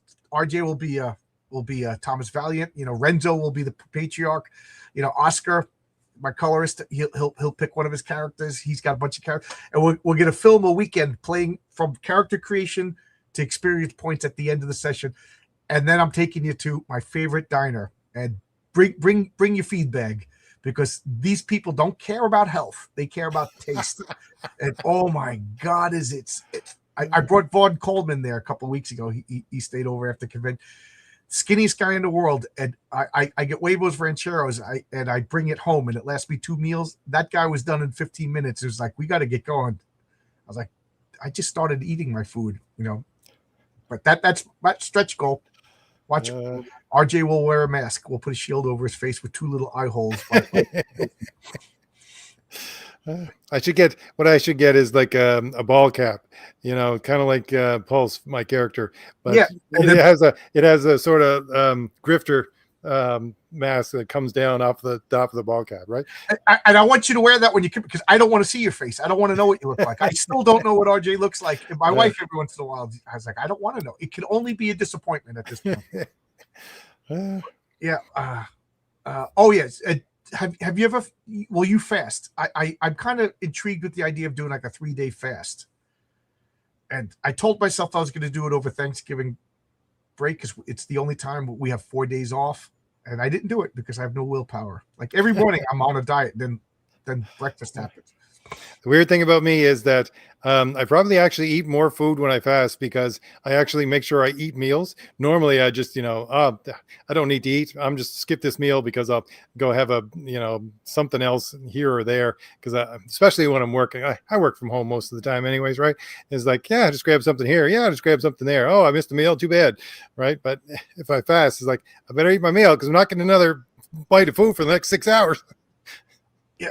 RJ has to be told. Oh, like I said, in my mind, he's Bigfoot because he lives out in the waste of Canada. Like there's a reason why he won't show his face, is because he's a cryptid, and if he exposed himself, then there goes his solitude. Everybody would be going there taking pictures, but don't let him fool you. He's really a 7-foot tall hairy monster, and Bigfoot's got nothing else to do but read philosophy all day long. So that's RJ's secret. Like that Doctor Who character that turns into stone whenever you look at him. So you can't look like me. So Angels. Yeah. Man, did they ruin that? Those were such a cool bad guy. And then every time they showed up, they changed the rules. That just drives me nuts. Like the Cybermen never spoke until they spoke. The Weeping Angels had this one power, and then next time you remember, they sent you into the past and they fed on the potential difference, whatever that magic science. And then next thing you know, they were murderers and killers. They always change everything. Postmodernism is the way, RJ. You will simulate the Borg. Yeah, Marvel's doing great right now. Your boy Zach Matters. So what do you want to talk about comic books? We talked about everything else.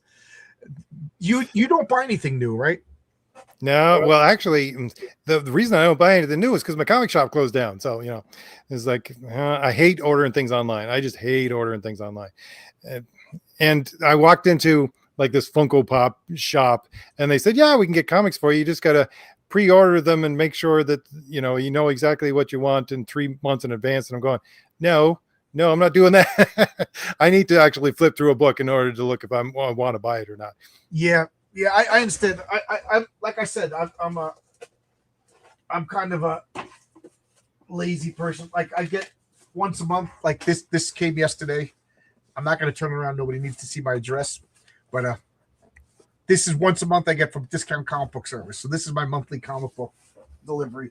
But the fun part of like discovering things in the comic book store, I don't have, but it's 50% off. So I feel bad doing that. So I still go to the comic book stores every once in a while just to look for new and interesting stuff. And I got to say, I end up buying back issues just because I want the store to get some business. But you know, there's so I guess it's official. Like I'm an old man. I don't like what the music that kids are listening to, and the comic books aren't that good. Well, honestly, when I travel, that's the only time I buy comics, and it's I usually end up at the dollar bin, and it's like I just give me 50, 60 comics that I can read, and that's all I care about. Yeah, there's a for whatever reason there's a whole bunch of like thrift stores by me, and it's dangerous to go there because they all have boxes of comic books. And now my wife bought a turntable, and she's like she wants to look through the records and find old records.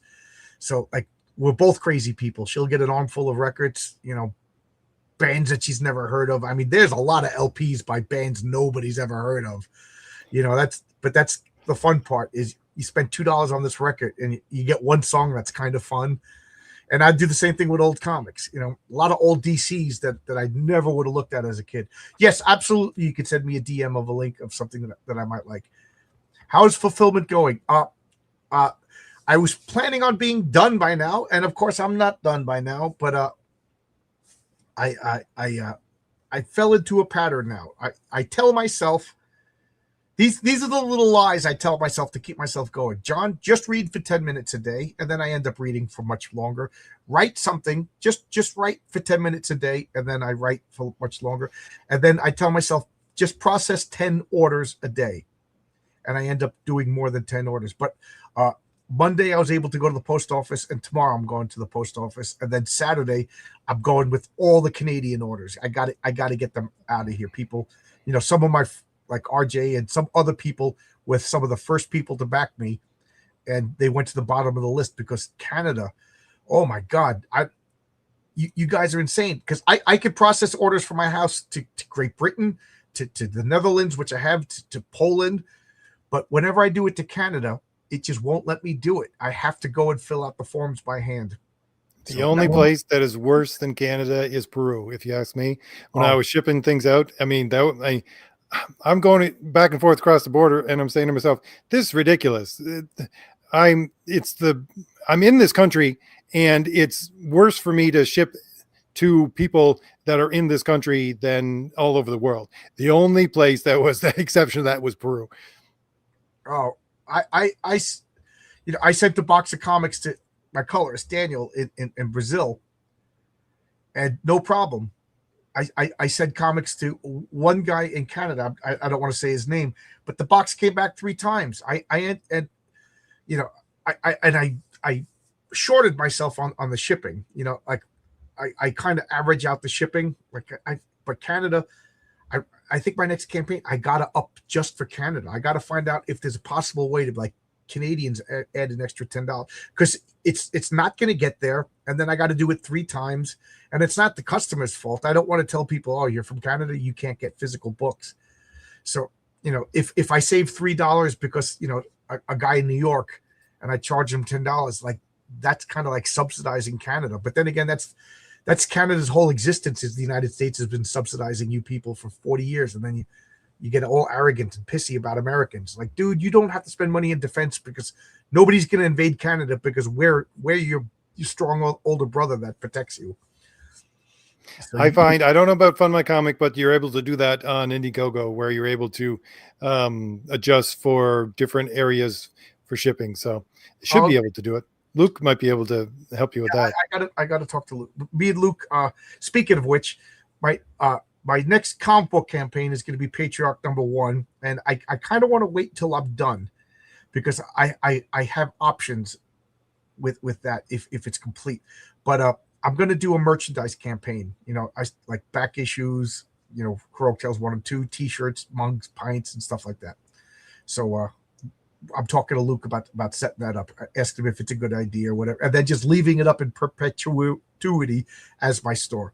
Post Canada even want to abolish door-to-door mail delivery. Yeah, forcing communal boxes at the end of the street. Yeah, RJ, you were telling me that. Like, yeah, that's a really good idea to get your credit card sent to a communal box, because those shady meth head neighbors aren't going to touch that at all. You know, I don't care what good neighborhood you live in. There's always going to be a shady neighbor, you know? Oh yeah, I got shady neighbors. All right. I pulled over the hill. I think it was last summer. I pulled over the hill and there was 5 cop cars in this guy's lane. I was thinking, okay, what did he do? And I learned afterwards, and I was like, okay, just keep away from this fella. Yeah, it's funny because we got the Ring.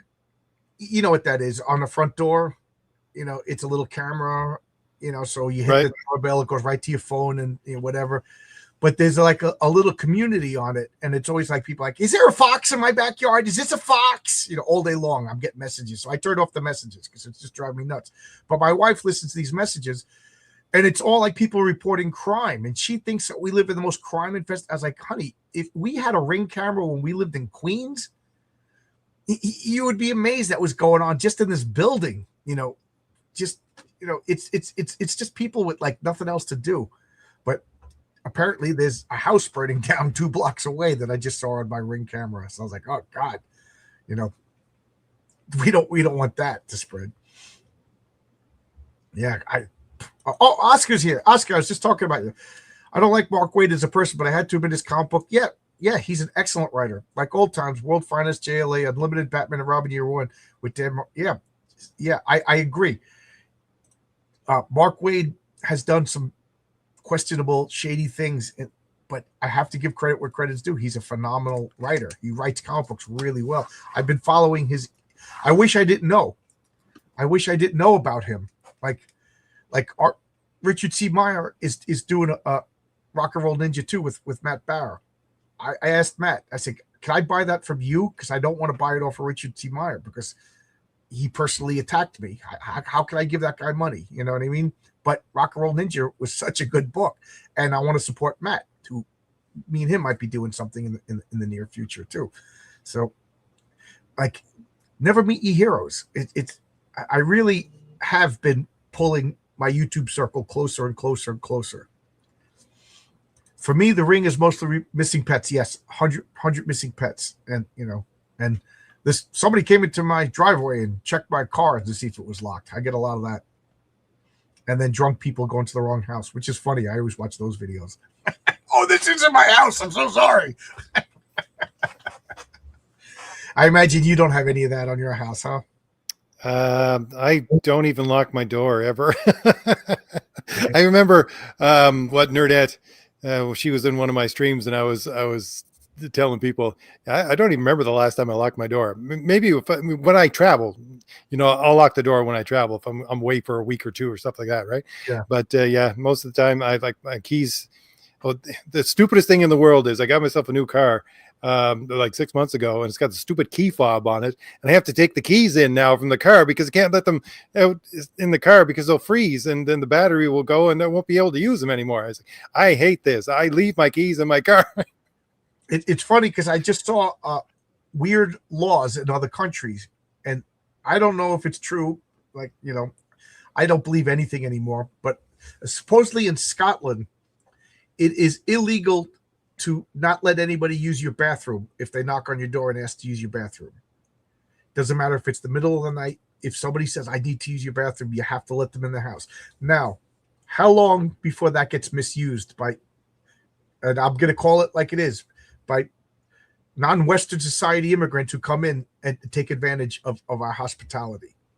Like how long before we're going to hear like people like knocking on the door, oh, you have to let me in and use your bathroom, and then they get home invaded and stuff like that. I just think back to what we were talking about earlier. Yeah, I don't know. Like you live in a nice neighborhood. You don't even have to lock your doors. I could when I'm home by myself, I don't lock the doors if I'm home. But my wife locks up like it's Fort Knox, which drives me nuts because I'll just go to the post office, come back, and everything's locked. I was like, I was going to be back in 20 minutes.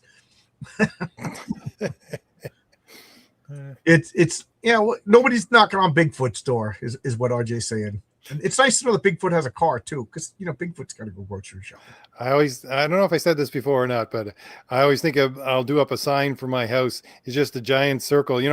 It's you are here. It's a giant circle, and the dots in the middle. It says you are here, and the giant circle is labeled middle of nowhere. So that's about it. Present company excluded, but my enjoyment of art generally benefits when I know next to nothing about the artist. Yeah, supposedly Isaac Newton was like the worst person in the world. You know what I mean? But like the more I know about rock stars, I don't want to listen. Like I can't listen to Fleetwood Mac anymore. Like when I got my turntable, I was like, I want to get the most 70s album possible, and I went and I got the Fleetwood Mac album Rumors on vinyl, and I played it, listened to the lyrics. I'm like, oh man, this is taking me back to my kid. And then she said in an interview that if she didn't have an abortion, she wouldn't have been able to be in Fleetwood Mac and make records, stuff like that. And all I could think of was, if I didn't make the sacrifice to Moloch, the grains wouldn't, we wouldn't have had a good harvest. Like, to me, there was no difference between those two statements, and I can't listen to that band anymore. Like today, Edge of 17 came on the radio, and I'm just like, I'm disturbed that a baby had to die for this song to be released. Like, I can't listen to this, And now my wife's like, well, thank you. Now I can't listen to Fleetwood Mac either. Like the fact that I always, for a long time on my channel, go back to the origin of the destruction of Marvel Comics, and it'd be Joe Quesada hiring Sana Amanat. And the fact is, I used to love Joe Quesada books, and it just ruined it for me. Yeah.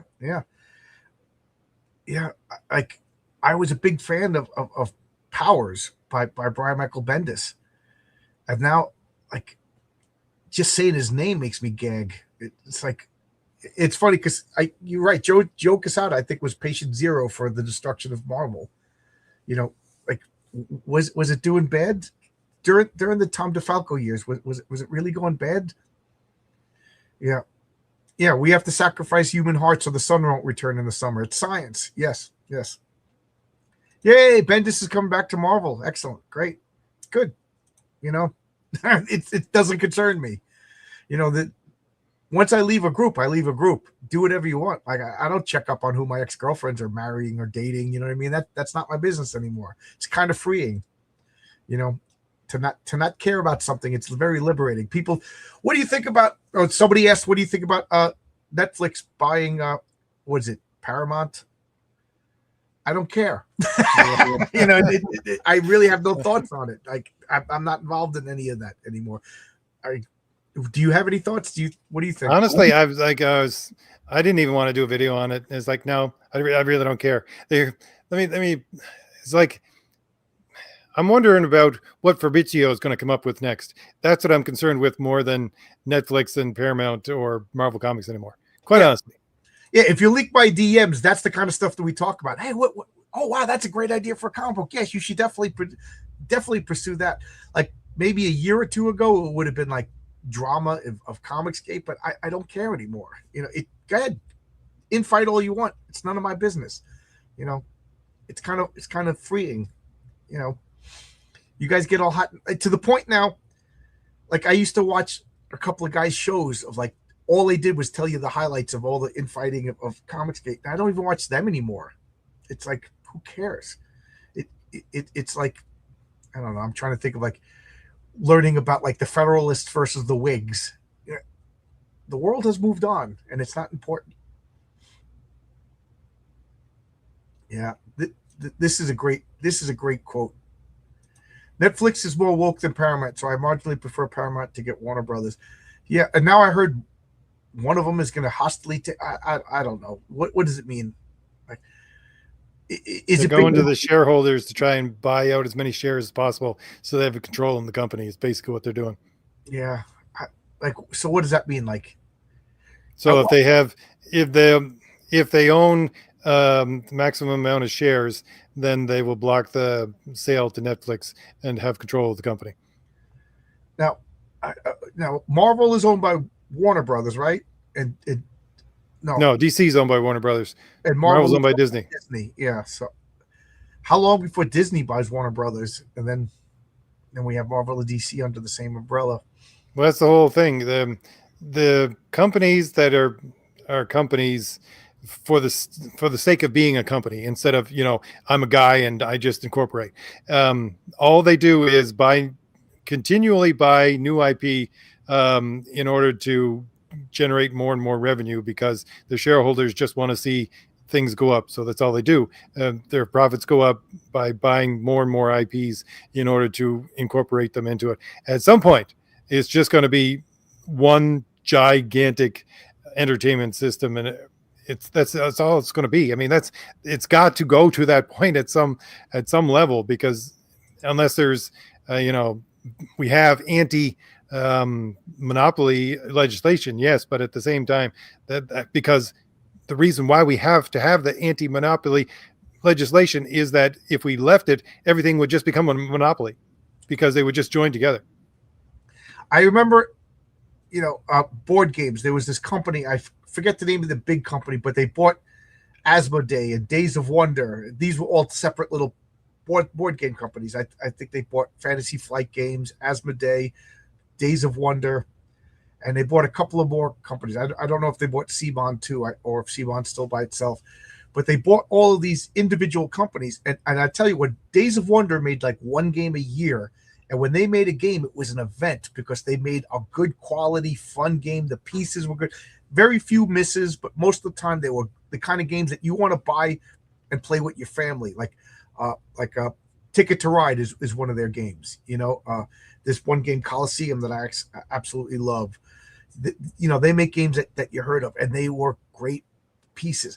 Now, Asmodee made a whole bunch of other games that, they would make a bunch of games. I'd say 40% of them are really, really good, which is a high percentage. And then Fantasy Flight Games, oh my God, that was my company. Anything Fantasy Flight board game, I would buy it. I was like a Fantasy Flight collector. They made like Twilight Imperium, Call of Cthulhu games, all of the Arkham Horror games and things like that. I loved their games. Now, this umbrella company bought them all and basically stripped them all down. So there were no longer any differentiation between the companies. And like this guy who is exclusive to Fantasy Flight could work over here. And they all became like bland, flavorless games. And Days of Wonder started making, for the first time ever, games that I wasn't interested in buying. And then one by one, like guys like Sandy Peterson and the weird looking guy whose name I can't remember, he left Fantasy Flight and he started their own companies. And they were just bland, flavorless companies. And then the umbrella company, what they did was they streamed them all down and then sold it for a profit.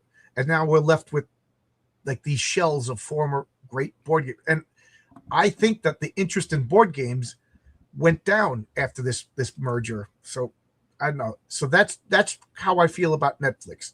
In all honesty, I just think it's going to be the same thing. One company's going to buy it. It's going to streamline all of these companies, get for good or for bad. Some companies might need streamlining. Some companies will probably, it's going to reduce that flavor that makes them what they are. And they're just going to become product to make the guys at the top richer, which in itself isn't a bad thing. But we're going to just have companies, streamlined companies, trim the fat. Instead of having cathedrals, we're going to have just, postmodernist, brutalist structures that could be where you go to church. If you understand what I'm saying. So that's what I think. That's what I honestly think about these mergers, is that, it's all going to, now we got one guy who like a dictator or a group or an oligarchy that's going to dictate culture, because like it or not, all the movies, comic books, novels, all this stuff, it's our culture. And now it's going to be this group of people. Oh, that doesn't generate revenue. That doesn't generate revenue. I liked what Fantasy Flight Games was, a bunch of board game freaks who's like, that we got to make this better. Oh, we're going to make this cool. We're going to make this, that doesn't make a lot of money. Yeah, but it's a cool thing to put in the game. Yeah, you're right. You know what I mean? That kind of stuff is going to be gone and lost. Hey, Matt's here. We were just talking about you. Good. Your ears must have been burning. I'm more interested whether or not some new owners of DC will just shutter the comic book division. Start like, yeah, this has been coming up for a long time, and I don't want it to happen. I don't really buy new DC stuff, but I still want there to be DC Comics. It would be a sad day when there's no more DC. Can you imagine there's no more Marvel comics? You know what I mean? And then everybody could produce their Spider-Man serial killer comic book, because that's Well, the what people problem want. is, again, with both Batman, well, not so much Superman, but Superman goes into public domain. And then when Batman goes into public domain, I think DC Comics' gravy train is gone because that's all that's keeping them alive is Batman. And if that's gone, then why? Why do they need to exist anymore? Deregulation can make startups easier and create some competition, but a lot of things require a lot of buildup now because things are so complicated. Yeah, uh, maybe I'm naive, but I do think it's probably easier than ever for to make stuff. I mean, like I don't have a whole bunch of people, but there's people watching me and RJ talk right now instead of watching some sitcom. You know what I mean? Right now, Two Broke Girls is on. You can see the big booby girl make a fool out of herself, or you can watch me and RJ talk about stoicism and how to make a steak. You know what I mean? Like I think people are, there's infinite choices now. I don't know. I think quite honestly, people are just craving authenticity. That's it. It's like that. It's nowhere to be found except for stuff that we do. Like, I mean, really, it's just this is it. Guys like us and a whole bunch of more popular and less popular guys like us sitting on YouTube and actually talking about things we like. You're not going to find it anywhere else. Not in the corporate world anywhere anymore. Yeah, the like I said, if I won the lottery, I would just make more comic books. I want to make comic books. I like making comic books. It's fun. It's costly. It's I'm not making any profit. I'm breaking even. And but it's fun. The only thing stopping me from making more comics is the fact that I only made $8,000. I only made $6,000 on my second comic. You know what I mean? Like I would love. I got no boss telling me what to make. I'm making what I want. I had an idea for a comic a couple of months ago, and it's been sitting in my head, and I just couldn't make it work. And I started writing it, but I was writing it as an exercise, like to kind of work it through. I knew it wasn't going to be the final draft. And then just 2 days ago, I came up with the perfect ending, and it was so exciting. And I can't wait until somebody's arguing this one scene that I'm putting in the comic book. You know what I mean? I can't wait for that. I wish it could happen faster. That's my only thing is I wish I could speed up everything. But it is what it is. An expression that I hate. I can't believe I just said that. Yep. Tony always has good comments. I'm a little fuzzy about this, RJ, but when Batman goes to the public domain, does that include his trademark bat logo on his chest? Yeah, Marcus has a comment later down. It's exactly right. It says only the one used in the first issue of Batman goes into public domain. But the whole point is that the Batman that they're publishing now are all basically Elseworld Batman, anyways. So make up your own little bit of extra 2 points on his Batman symbol, and there you're done. Vaz, I agree with you 100%. Like I just saw somebody made Popeye the Slayer Man movie. Come on. That's all you can think of? That to me is just, I call it stolen gravitas. You're taking something somebody else created, something that generations of people loved. Believe it or not, it's Popeye's almost a forgotten character these days, but Popeye was more popular than Superman at one point. People loved Popeye. Popeye sold everything from soup to car parts to whatever. And then you're just putting his name on a cheesy movie. You don't care about Popeye. You don't care about these people who love this character. You're just going for shock value, and you're stealing all the love and attention that this character made just to make a crappy movie for attention or cheap profits or whatever. That's stolen gravitas, and I can't stand it. And it's the main reason why I don't want to watch or read Absolute Batman. So I'm trying to spin the positive out of Absolute Batman is at least the comic book stores are making money. People are going back to the comic book stores, buying comic. But I feel this 6'6" hulking guy who hits people over the head with an axe, that ain't Batman. You're stealing gravitas from Batman to a completely different character, but you don't have trust in your talent, your writing or whatever. You just it's like, they always say white privilege, white privilege. Well, you're using Batman privilege to sell your comic book. I don't know. You might as well be AI at this point, as far as I'm concerned. That's it, John. Should use AI to make his camera filter look like a hot. Yeah, there you go. Yeah. Did she get a beard? I'll use AI. We'll get a bearded hot girl. Oh my god, I would hate to think of the private messages I would get that. I imagine a Batman horror movie would essentially be an absolute Batman. It's funny that you said that, because I wrote the first appearance of the Raven is a horror story, and he's my Batman homage character.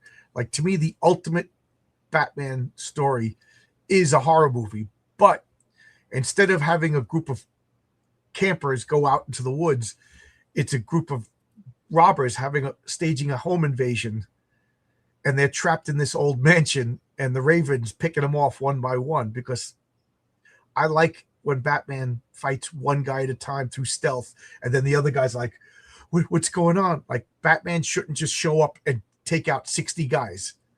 He's the world's greatest detective. He's not the world's greatest kung fu artist. He might as well be Superman. Just use your laser vision, Batman, take out everybody.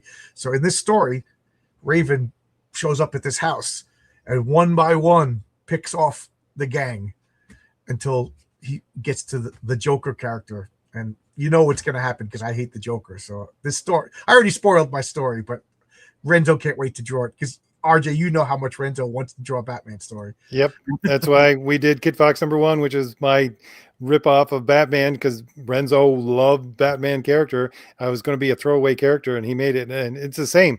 The first issue that we did, within about 3-4 pages, he gets hit in the head with a crowbar and is just about taken out. I mean, to me, that's Batman, right? Right. Yeah. I can't wait. Renzo didn't read the script yet, because he's working on the Patriarch #1. So we're going to work on Patriarch #1. Heroic Tales #3 has the follow-up of Mary Sue, which I didn't realize when I was writing it. That's also a horror story. And it's a body horror story. It's like a David Cronenberg horror story. And then The Raven is a horror story, and the fact that it's a Freddy Krueger, takes out everybody one at a time horror story. So Heroic Tales #2, maybe I should try to time it so that it comes out around Halloween. And then Renzo's going to work on my Santa Claus story. And then by then, I'm hoping that, like, Marcus and all these other people's stories are ready. I could do Heroic Tales 4 with all these other characters. Somebody put a comment on one of my videos. I don't know if it's true or not. They said the most downloaded pictures of any characters are Freddy Krueger and Deathstroke. I'm going, really? Really?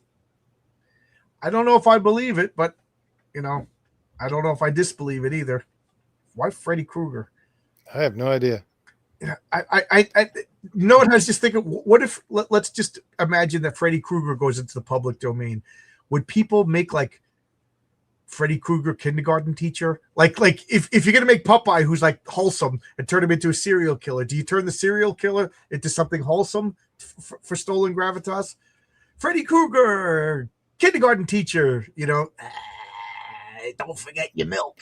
Yes, actually, yes, John, because I'm looking at your shirt going, what was it? Probably 10, 15 years ago, they tried to make a Cthulhu cartoon. Really? Yeah. I didn't know about this. I guess it didn't get off the ground. No. Well, they made some. It was like mostly computer generated, I think, if I remember correctly. DC's problem is that Batman in the first year is much more fully formed than Superman. Yeah, Batman came out, except for the purple gloves. I love the purple gloves. He looked like Batman. I mean, he had the gun and everything, but, like, yeah, Superman went through a 20-year evolution period before he kind of, to me, the word iconic is like when something reaches its point where it shouldn't be changed. Like, it took 20 years for Superman to become this iconic character that, like, you don't take the red pants off or for Superman, if you ask me. Like, Spider-Man's costume is iconic. You can't mess that's gonna be weird. When Spider-Man goes public domain, he was fully formed right off the bat. That'll be devastating for DC or for Marvel. Freddy Krueger romance. Oh God. They'll make Freddy a sympathetic, misunderstood bad boy. It's only a matter of time. Somebody said in an earlier comment that the left seems to be in love with the concept of the benevolent dictator. Like, and right now, like whenever I talk about comic books, people tell me like, "Oh yeah, Doctor Doom is like a good guy now, and he's real." That's That's one of the things I was just thinking about doing a video about. Every once in a while, like I watch these writer YouTube channels. They talk about writing and all this kind of stuff. And this woman put out the video about how about 95% to 98% of all romance are based on forced enclosure, where you get two people that are forced into a situation where they have to deal with each other, and that's where 90, she says 98% of all romances are this. And I'm well, thinking to myself, psychologically, that would be the exact opposite of what would happen. Romance would in her not defense, happen in that that's how I situation. got all my girlfriends. But I'm thinking to myself, You can't this leave. is, You might as well like me. if for women, the way that they actually want to hear a romance story written is the exact opposite of reality. It seems to be the same with progressives, that the way they want a story told is the exact opposite of what would actually happen in reality. Right. Like my wife, when she came from Canada, I told her that I was a rich, successful Wall Street billionaire. And then when she came to my shitty one-bedroom apartment in Queens, I took her passport, hid it, and I said, "You have to stay now." And she eventually, Stockholm syndrome is kind of romantic. It's been 22 years. She hasn't found the passport yet. And I've been seeing videos on so-called romance novels, and it's what is going on, ladies. This one about the Minotaurs, I don't even want to say the title of this book, but I saw a video on the premise of this book. I thought it was a joke. Lo and behold, it's not a joke. I don't know what's going on. So Marcus has been lighting the fire. He's been putting every day a daily romance cover, and he showed all those beautiful Matt Baker romance covers from old comics. And I want to write a romance comic, but here's the kick. It's going to be Mary Sue and King Fu romance comic. So, it's funny. I was going through some of those old romance comic covers myself. And quite honestly, when I look at them, I really think that there's a lot of romance comics in manga, but I think the original manga style that actually kicked off when it really became something was probably, if you look at it art style-ish, inspired by the art style of say 60s and sometimes a little bit into the 70s romance comics, quite honestly. Yeah, I don't know. Do I have what it takes to write a romance? We'll find out. Of course, there'll be monsters and everything like that, but the heart of the story will be a romance comic. They're two Asians. Of course, they have to love each other. That's the rule. Right? You put two Asians in the comic book, doesn't matter. I like Tony's comments. Oh, where's Logic's finest? He always has good comments too. I would write a Nightmare on Elm Street story where Freddy Krueger was framed by one of the parents who's the real PDF and came back as a vengeful ghost attacking the adults. All right. I mean, that's a twist on it, but I would not, I don't know. I don't want to. RJ, are you interested in writing anybody else like public domain characters or IPs? No, I always say that I think the best use of public domain characters is to use them as a backstory for something, if you want to use them at all. Excuse me, because it's like I had half a thought. It was, if I keep on doing Kid Fox stories with Renzo, is like when Batman goes into the public domain, because Renzo does this. He puts like Batman covers on magazines in the corner of a panel or something like that, right? And it's just like, why don't you stick it on the wall? Right? It's like, this is my hero and this is what inspired me, or something like that. You don't have to actually retell that story if you can use Batman that way. But that would be the only use that would be even remotely acceptable to me, I think. Is this true? A new romance. Oh, you're goofing. A new romance set in Lord of the Rings with the Hobbit and the Goblin. Another cultural appropriate. I tell you, like watching RJ, you're rereading the Lord of the Rings. I was furious when because to me, like as more as I retreat from everything else, I've been going into Middle Earth. Like I read everything by Tolkien about Middle Earth. I'm so into Middle. Like I watched about 8 minutes of the Rings of Power, and I'm like, this isn't Tolkien. I'm done. I watched the first episode, and I'm like when guys at work bring it up, I'm like, don't tell me about it, and they don't understand why I get so upset. Like it's not Tolkien. Like yeah, but it's don't tell me about it. I don't even want to talk about it. Like I become like a jerk about it.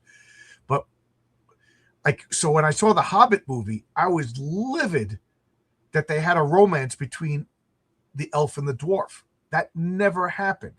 That they made up a character and then pulled one of the characters away from the main fight and then had this room like in the Lord of the Rings, whenever a human and an elf had a romance, continents shifted, ages end.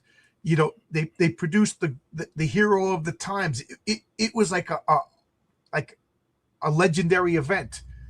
What was Breen? What's that? Was Breen he wasn't a human, was he?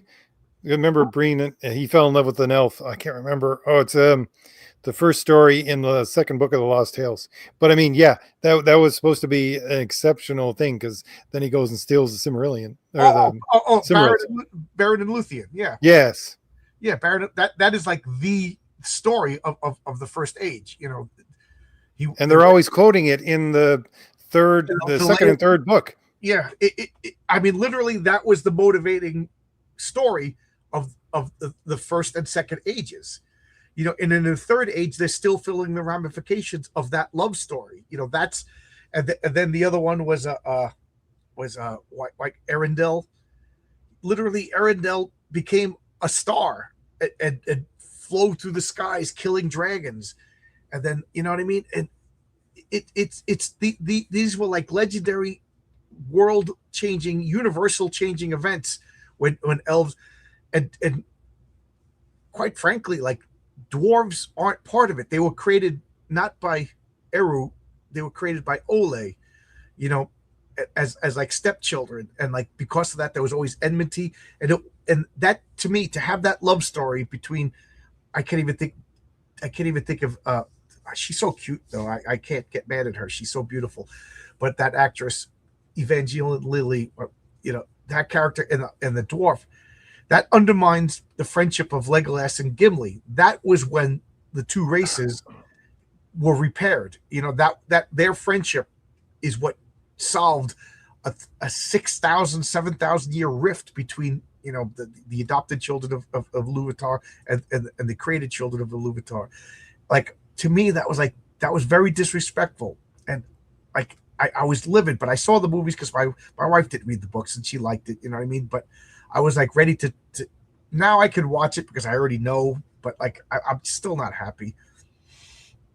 Oh, I have to go. I'm on draw stream. Okay, go draw. Go draw. That's important. How to lose a goblin in World Cup. How to lose a goblin in 10 days. The greatness with the early Marvel, they came from writing romance comics. There was like reading soap opera. Yes. And also these were guys who were married. They had kids. They fought in wars. They had jobs. They had to meet deadlines. These were pros with I talk about rap music. This is the only example that I can think of. Like rap music is awful.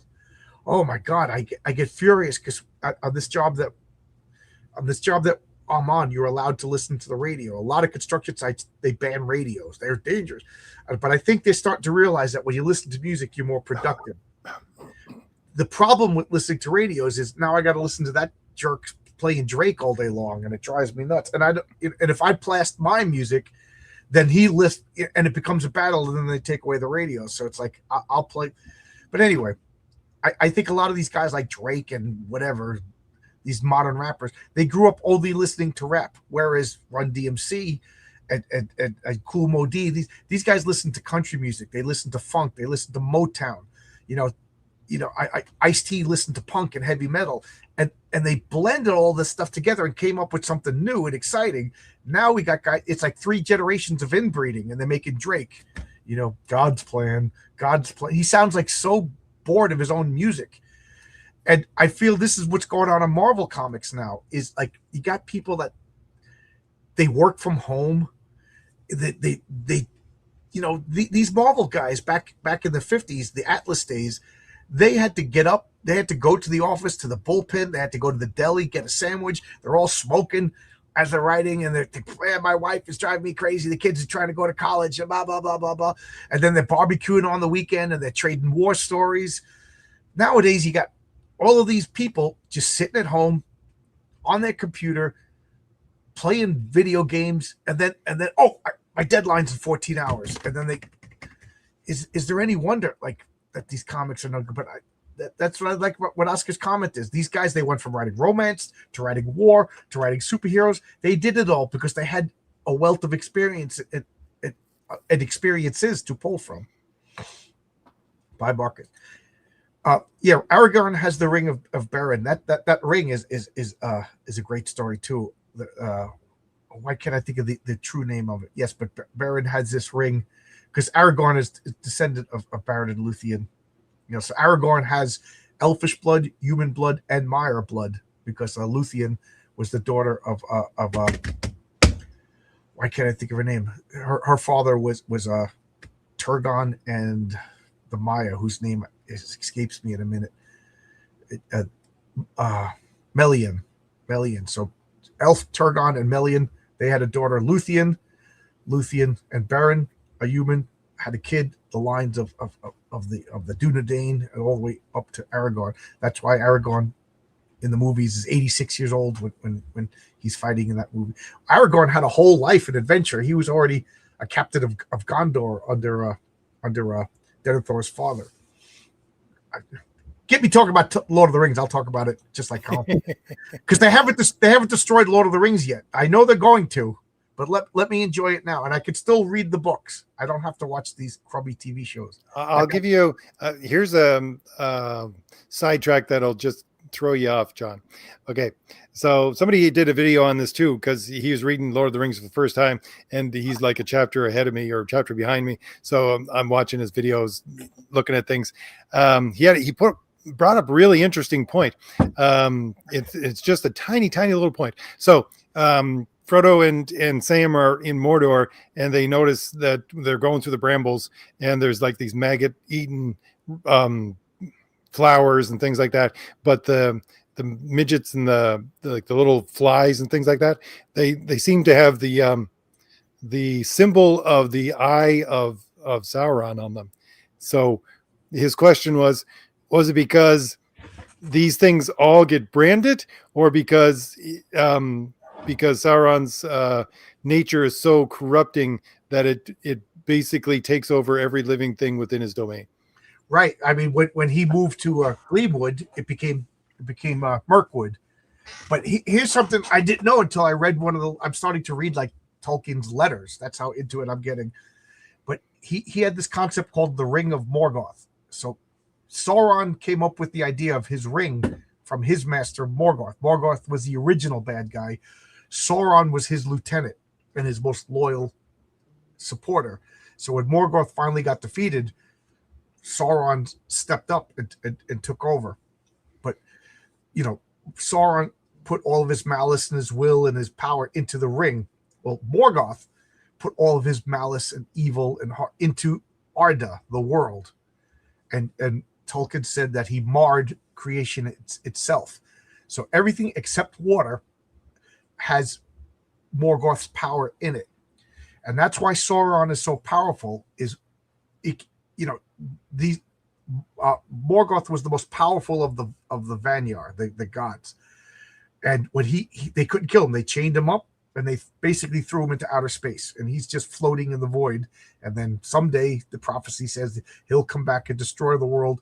Arda will be destroyed, and then Eru will remake it, and then the elves will be free of because the elves are bound to Arda, and then they'll be re-embodied in the perfect world, and then we'll finally know the mystery of where the humans go when they die. But that's neither here nor there. But Sauron, he knows all of Morgoth's secrets, so he's able to tap into Morgoth's latent power that's in the earth itself, and that's why he's so powerful, because he's just a Maya. He's he's on the same level as, granted, there's some Maya that are more powerful than the other, but he's the same race as Gandalf, as Saruman, as the Balrogs, but he's Yeah. more powerful because he could tap into this power of Morgoth that's permeated through the world. Hey Garfield, how you doing? Good to see you. So I could nerd out on Lord of the Rings all day long. I got to learn more about Narnia. What do you prefer, Narnia or Middle Earth? Middle Earth, definitely. Narnia is not even comparable. I know a couple people getting annoyed when I say that, but for some reason Narnia just doesn't seem as real as Middle Earth, and I think on purpose it was more of a fantasy land. Which is funny because one of the funny things I find about rereading Lord of the Rings is that I think the masterful touch that he gives to everything is to take two very interesting ideas that should not be together and put them straight next to each other. Like putting hobbits and Lothlorien, it just makes no sense. But he makes it make sense.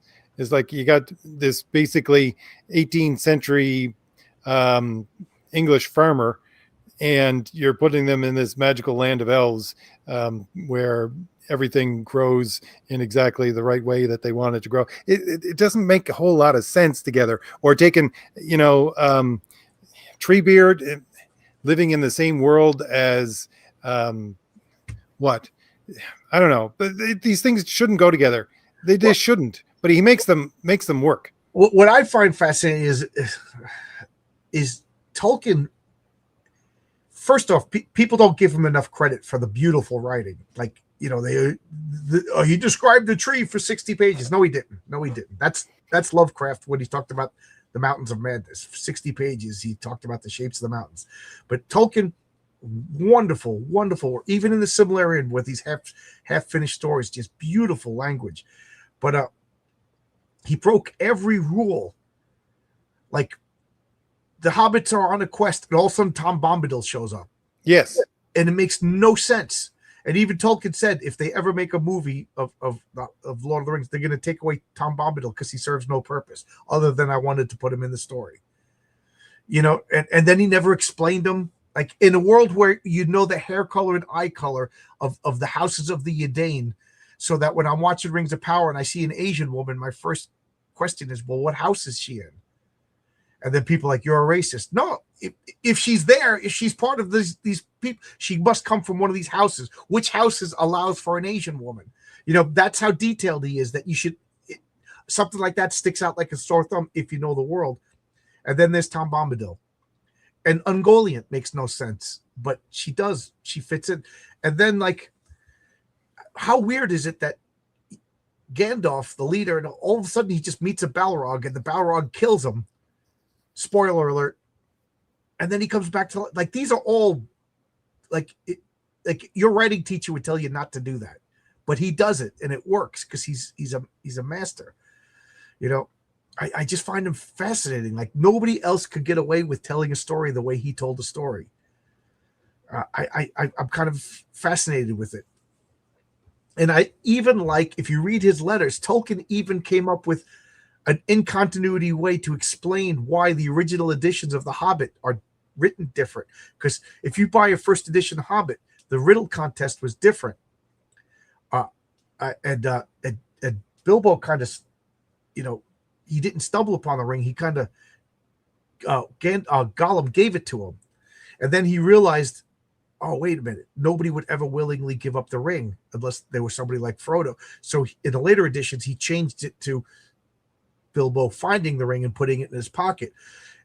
And Tolkien, being such a continuity freak, he actually wrote that Bilbo, when he wrote the Red Book of Westmarch, he didn't want anybody to know that he stole the ring. So he was being corrupted by the ring, and he changed it to make himself a better person. And then later, after he got rid of the ring, he re-edited the book to tell the true story because he wasn't being I find that fascinating. Even rewrites, this continuity freak had to fix the continuity of well, the book was published. I can't say it didn't happen. So this is why it happened. I love that. Right. It's like having that black woman in the female John Wick movie. These were the Ruska Rusa, of Eastern European group of trained killers, and all of a sudden one of the bosses is this black woman with an African haircut and everything like that, and then Richard C. Myers calls me a hillbilly for that taking me out of the movie. You know what I mean? But like he's like, well, an international organization needs other people of other races to infiltrate and spy. Yeah, well then why is there exactly only one, and she's the girl boss? Because it didn't make sense. It wasn't Bilbo's birthday present. It was my birthday present. Are you still there, RJ? Am I talking to? Yeah, I'm still here. No, I'm still here. Although somebody said they would rather live in Narnia. Oh, here we go. It changed. Narnia. It's more fun to live most of the time, except when Tash came to town. Did you stick around Narnia long enough to read about Tash? I found that to be horrifying. Do you know what I'm talking about, RJ?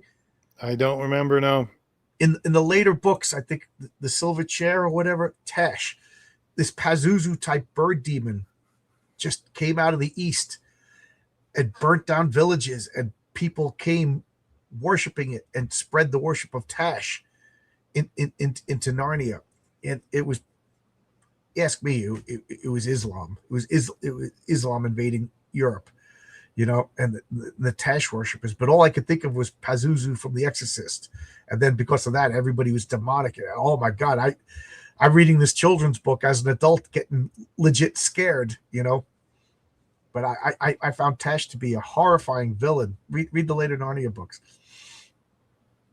to see what I'm talking about. The latest adaptation of The Christmas Carol, Bob Cratchit's wife was black. There you go. Yeah. Of course she was. Just like in Vikings, Lothar, one of the chieftains, Danish Viking chieftain, was a black woman, because the original Vikings were black women. Sauron, yes.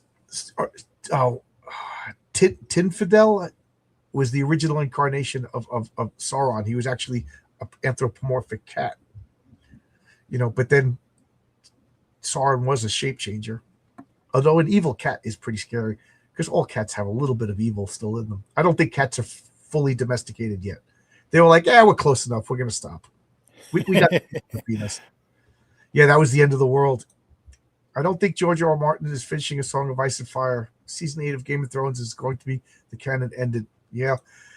I want to read those books, but I will not read them until he finishes them. I'm not reading somebody else's interpretation of what might have happened.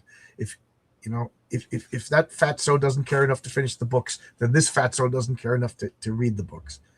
Plus, the more I hear R.R. Tolkien talk about Tolkien, the less I want to read his books. A lot of comments, guys. I think I heard somewhere that one of the aliases of Randy Flagg from Stephen King's Dark Tower series was Sauron from Lord of the Rings. Oh, really? I won't read Stephen King too, because that's another guy. I was really interested in reading The Shining, and then I started learning about Stephen King and all the stupid stuff he's saying online.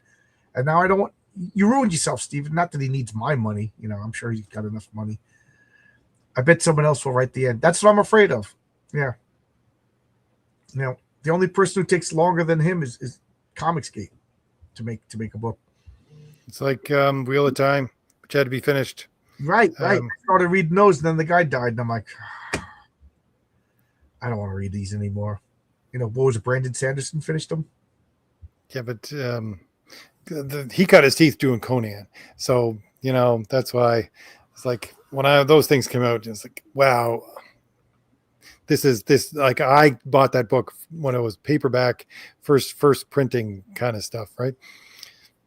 Yeah. I just didn't finish it. I mean, he died, and I didn't finish it. Do you read any non-Burroughs Conan? Yeah. Oh, yeah. Do you read any August Derleth? A lot of people have been telling me that, read his like Cthulhu-esque stuff, his Lovecraft stuff. That's no fun. I'd never read it. I got to read some Derleth. Anything else you want to see? Because I didn't realize it's 9:30. I got to eat dinner and go to bed. I'm back at waking up at 4 a.m. No, it was good, John. Yeah, I think that was a good conversation, and you actually gave me something new to think about with the Sauron thing, with the flies. I hadn't thought about that. Oh, as always, your Saturdays, I really, really enjoy listening to your Saturday stuff. Even when I disagree with something that you say, it's very thought provoking. And I gotta say, what you were saying, like AI is going to take out all these middle management jobs, and then what are these people going to do? It's kind of a scary concept. It's going to create like a rough decade. A really, you thought the '60s were tumultuous. That decade is going to be something else. Oh, my wife's giving me cookies from church. I got it. It's like Lembas from Gladriel. Bible study cookies. Bible study cookies. Let me just see these last comments, and then I'll get going. George Martin blamed fascism why he couldn't write his books. Oh yeah, that makes total sense. Where's fascism? The only fascism I know is in the Islamic world. If Martin doesn't do it, somebody. Can you imagine the last Game of Thrones written by AI? Oh my God! Now I'm never reading these books. From what I hear, the only way the series is satisfying to have an aspirational ending, but Martin hates that. Yep. People are saying hello to you. AI is going to have us questioning reality there. Yeah, that's, what's funny is I'm already like, I don't believe anything.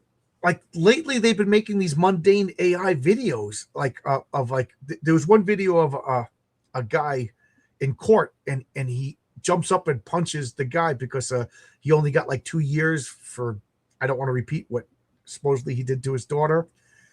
And I was like getting all upset. And I'm like, go, Dad, you're doing the right. And then I find it's all AI generated. It's like, but it's like, why'd you AI generate that? It's for clicks. You could have found a real news story that the same exact thing so now all it does is I don't trust anything. Like I'm getting emotional, and so I'm not formulating my words properly. But I said that I don't buy any new novels anymore because I don't know what's AI generated. So like these are my last couple of purchases of novels. I know these are real. I got Scarlet Pimpernel, I got Robert Heinlein, I got Doc Savage, and The Shadow. There should be a disclaimer. Right. My wife says there should be a disclaimer. This book was written by AI. So, and then I said that on Twitter, and some novelist responded. He goes, "Yeah, I'm writing some good stuff." And I said, "I'm sorry, dude.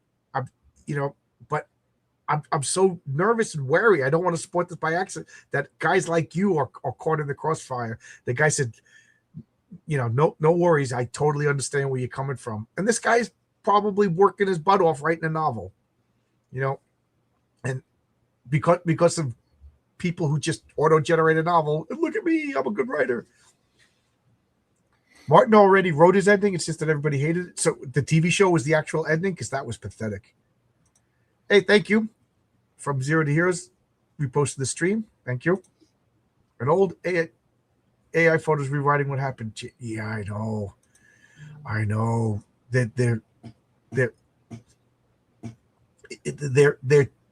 1984 is happening. You change the past, then you control the future, and because of that, you're changing the present. Or I'm sure I messed up that quote, but you know what I'm saying. Like Netflix telling people in Sweden that blacks were the original Swedes. Knock it off. But then there's some six-year-old who sees that, grows up with it. Like I'm trying to tell one of my friend's daughters. She's 30 years old. No, she's 25 years old. And like when I tell her climate change is a hoax, it's as if I insulted Santa Claus. She's like, she grew up with all of this propaganda. And I was like, dude, man, when I was a kid, it was global warming. It was global ice age. The ozone layer was going to fall apart. I said, there was acid rain. What's that? Acid rain. Yeah, acid rain. We're all going to die from this. I said, every one of these climate models proved to be false and wrong. So, and she's like, no, yeah, climate, we're all gonna. I'm like, and I can't convince her otherwise because she's been brainwashed. No critical thinking. Hard to do that with old physical books. Yep. RJ and I already talked about how we buy dictionaries. If I go to a garage sale and I see an old dictionary, I'll pick it up. Just more clutter in my house, ladies and gentlemen. Yeah, the ending of the TV show was going to be the actual ending, but it was badly handled by the producers. Yeah. I constantly have to tell my wife that some video she's watching is that, yeah, my wife and we both do that. Like, is this AI? Or worse, I'm reading an article and I'm like, this is an AI article. Like, why am I reading this? Like, was it you, RJ, that I was talking about? I was reading a. If I wasn't talking to you about it, I should have been talking about. But who was I reading? I was reading an ancient. I was doing research on alchemy, and that put me down a rabbit hole.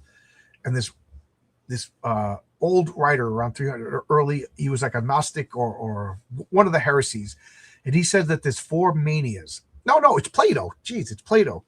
He said one of the lesser known Plato writings that there's four manias. He says there's the logos and then there's the mania. Logos is logic and deduction and everything humans should master.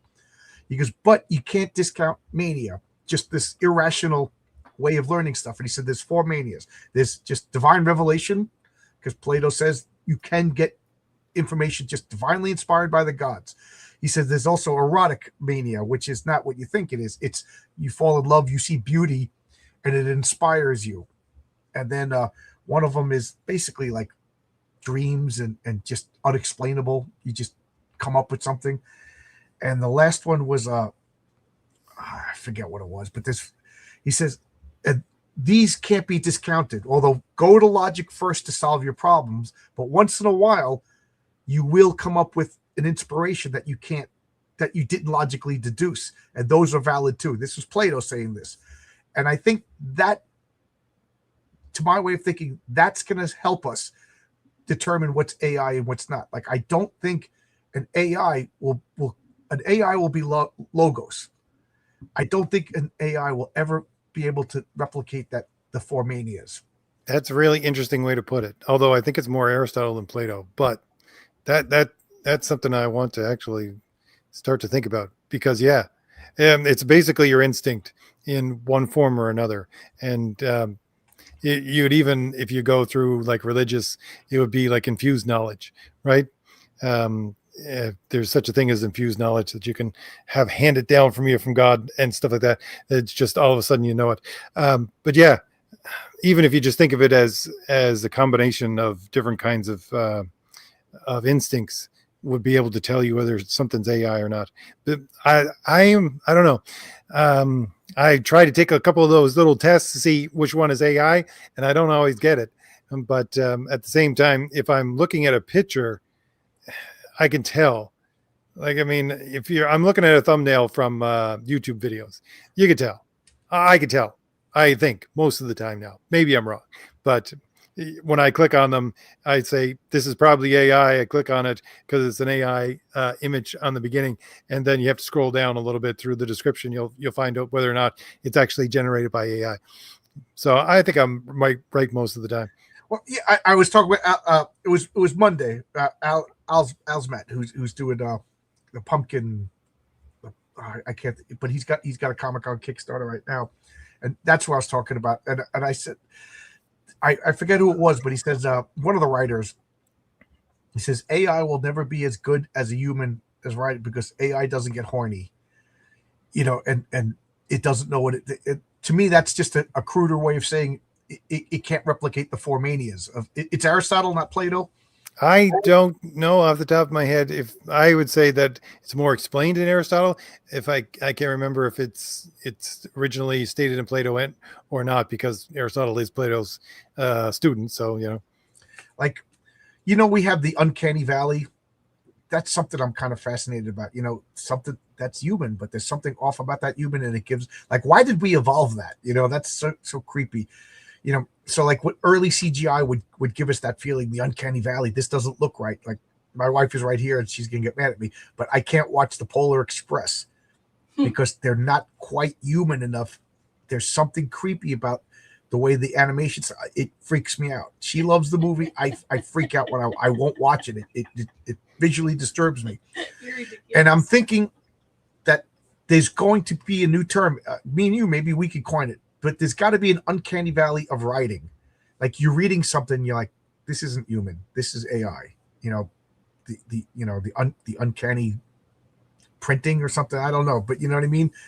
But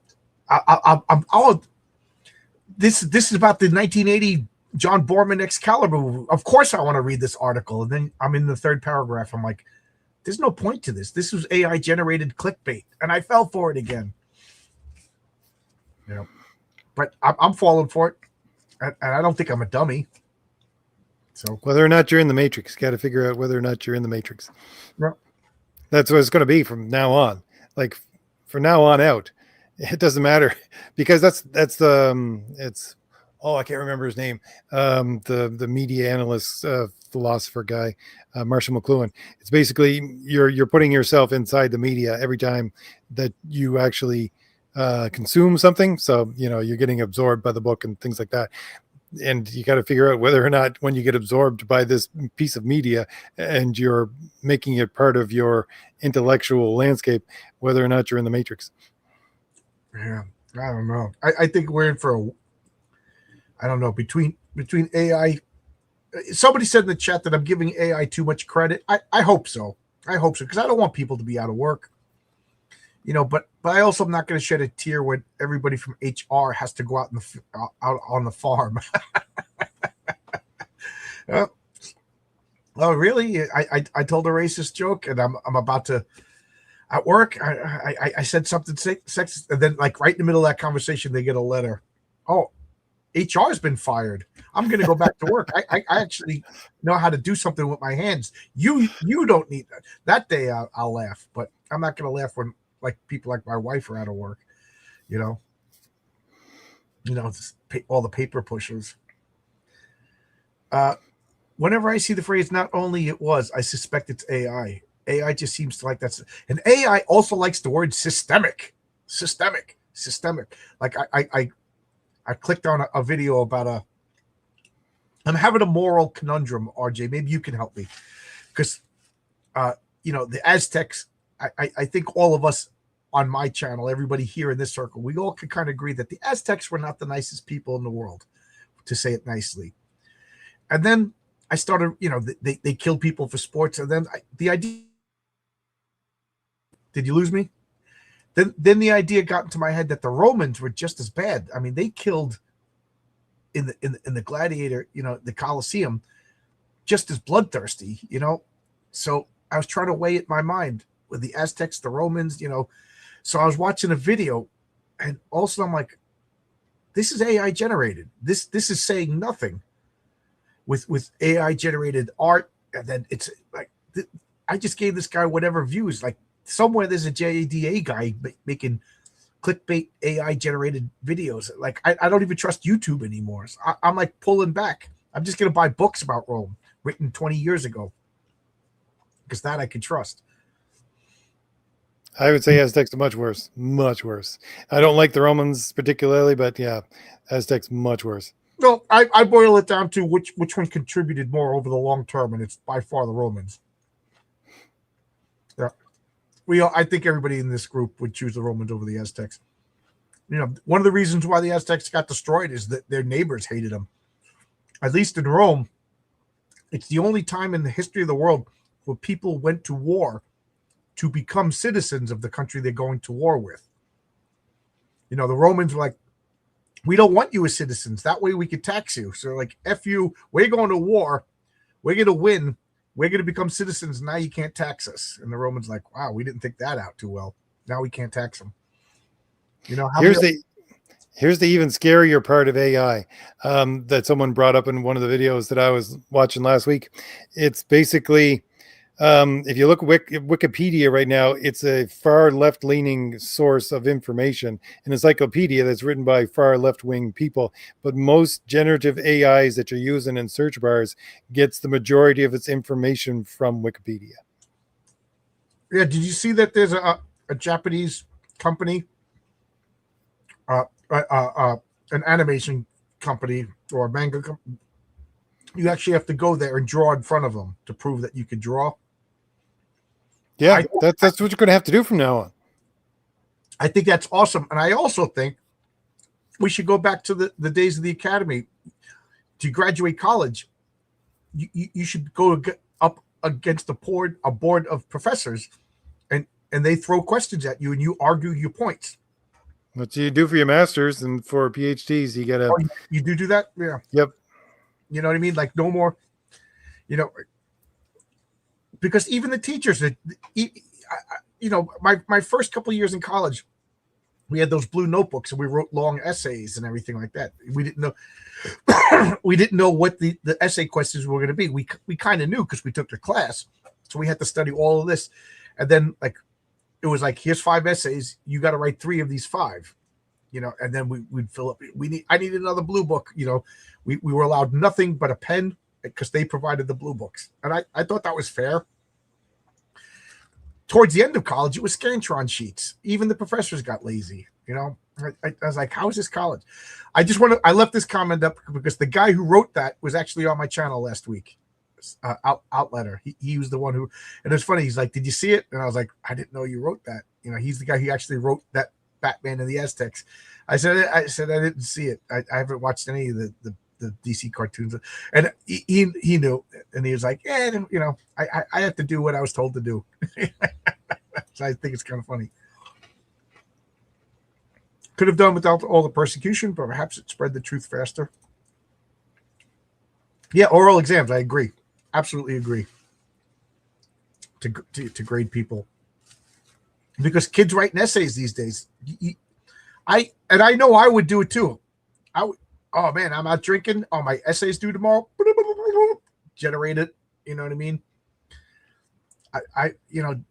And if teachers just assign an essay, they're idiots nowadays. They should be like, okay, write the essay in class. No phones, nothing. Here's the paper. That's the way they got to do it. But college professors are just as lazy as everybody else. We all know that they're not like it used to be.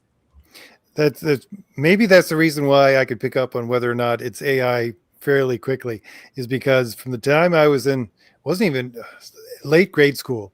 And here's me using some French for you, John. My nickname was the bullshitter because I just would tell teachers, anybody, these stories. I would just tell them stories, and they would start to believe me because I was so adamant that I believed the story myself. And when I got into university, I actually wrote papers for people. It was like, oh, I can't write this paper, just write it. And they would give me basically like 3-4 points, and I would write a paper on. That's all I need, right? Is that? It's funny. I had friends that like, I can't possibly write this. Can you write this? I don't know how many essays on topics that I had. I didn't take the class, and I wrote for a couple of my friends, and I was like, you want to proofread it? They're like, no, I wouldn't. You know what I mean? And I'm like, oh, I got this guy a C+ in his class that I didn't even take, and I didn't even know anything. So I was that guy that wrote essays for their friends. I'll never forget, literally, here you go, is the paper. And then we drove, slipped it under the professor's door, then went and get breakfast. That's how quick, to the last second to write this stupid paper. I done some things when I was younger that I don't know, it wouldn't be considered too bad from anybody else, but I don't like the fact that I have done these things. One of them was the fact that there was a class, political theory class, and we had a paper that I just didn't write, and it was the last exam of the entire year, and I just wanted to leave. I was just like, I want to go home. I'm done. I want to get in my car and drive home. I'm done with this year, right? And so when we finished the actual exam, I went to the professor and I handed in my exam, and I said, I'm looking through the batch of papers here. I can't find mine. And she goes, you never turned it in. I was like, yes, I did turn it in.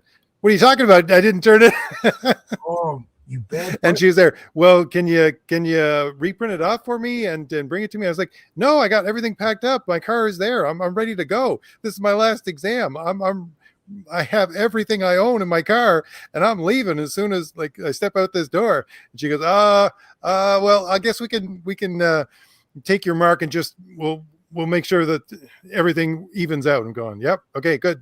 It's like, oh my God, RJ, you bad, horrible person. I know, I'm a horrible person. There's a timestamp at 2 hours and 39 minutes. RJ curses, and now 2 hours 41 minutes. RJ tells us how what a horrible person he is. We're gonna put that timestamp it. I did worse in college. I argued with professors. I told you I took I signed up for a feminism class, and it said women only, and I signed up for that class, and the teacher was like, "You're a man," and this was before I could have said, I identify as a woman. This was the '90s, so I said, "Yeah, this is college. I'm here to learn. This isn't therapy. There's no need to segregate the classes." And the teacher refused to let me in the class. And the college basically said, "You have to let him in the class." So she said, "I'm not teaching this." So she would rather not teach this class than have a man in her class. So there you go. And I did the same thing with Black History. Whites only. No, it was whites and then non-whites. So I signed up for the non-white class, but I told them I was white because I don't know if I could pass for anything else. And same thing, they wouldn't let me in the class. I was like, "Is this therapy? Because I thought this was college. Is there a white only biology class? Is there a white only physics class?" This was the beginning of that stuff around 1993, I guess. A friend that is a philosophy teacher in college loves to add some classical Greek and Roman stuff in his teaching. Put those in the exam to see if they really follow. Yeah, I feel bad for teachers. I mean, I hate teachers. There is I just hate teachers. I'm not even going to pussyfoot around it.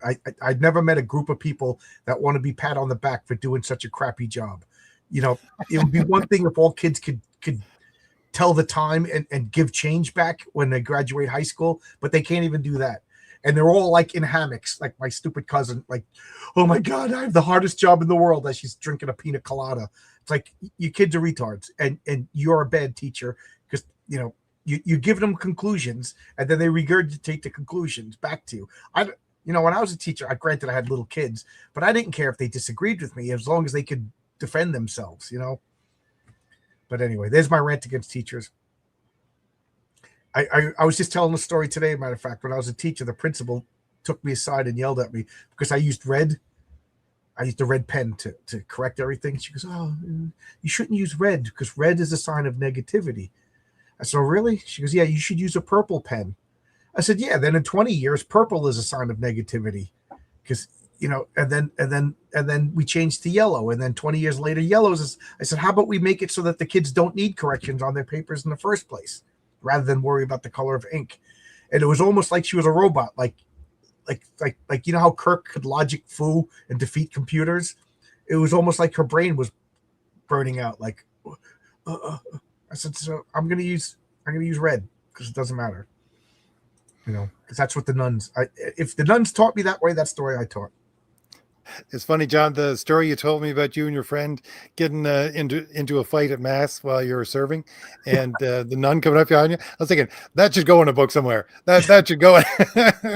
Getting pulled by the I have a place in Fade to Blue where he goes into the church and he stays You there for a use little while. it, use I'll it. put that in.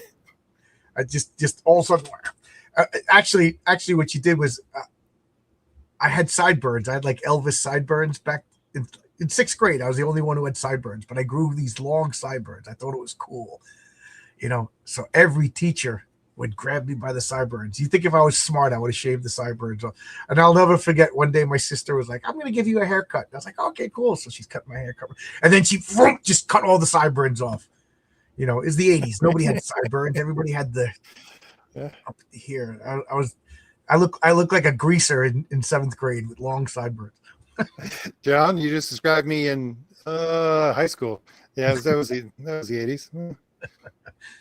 But red is bad. How could you use red? That's exactly what you looked at me like. I was just like, yeah, in 20 years from now, we're going to be telling the teachers to use yellow because purple has a bad connotation. Yeah, same thing happens to words. No matter what words we use, right. Don't use special. We didn't use we didn't use retarded. We used special, and now I'll never forget. I forget what movie it was, but this nerdy girl in the movie, she started the Special People's Club. And nobody wanted to join. And she's like, "Why doesn't anybody want to join?" And one of the guys goes, "Special People's Club. That means the retarded kids club." And that was the first time I realized that's what special means. Words, people aren't stupid. Use the word that it means. What was that? Mark Twain said that. Use the correct word, not its second cousin. If this is what the word means, that's what the word means. You change the word, you didn't change the meaning. Special people still means retarded people, slow people, Down syndrome, whatever word you want to use, and then they get the connotations to a new word. Yeah, I didn't particularly have Wolverine sideburns. I more had Elvis sideburns. I loved Elvis as a kid.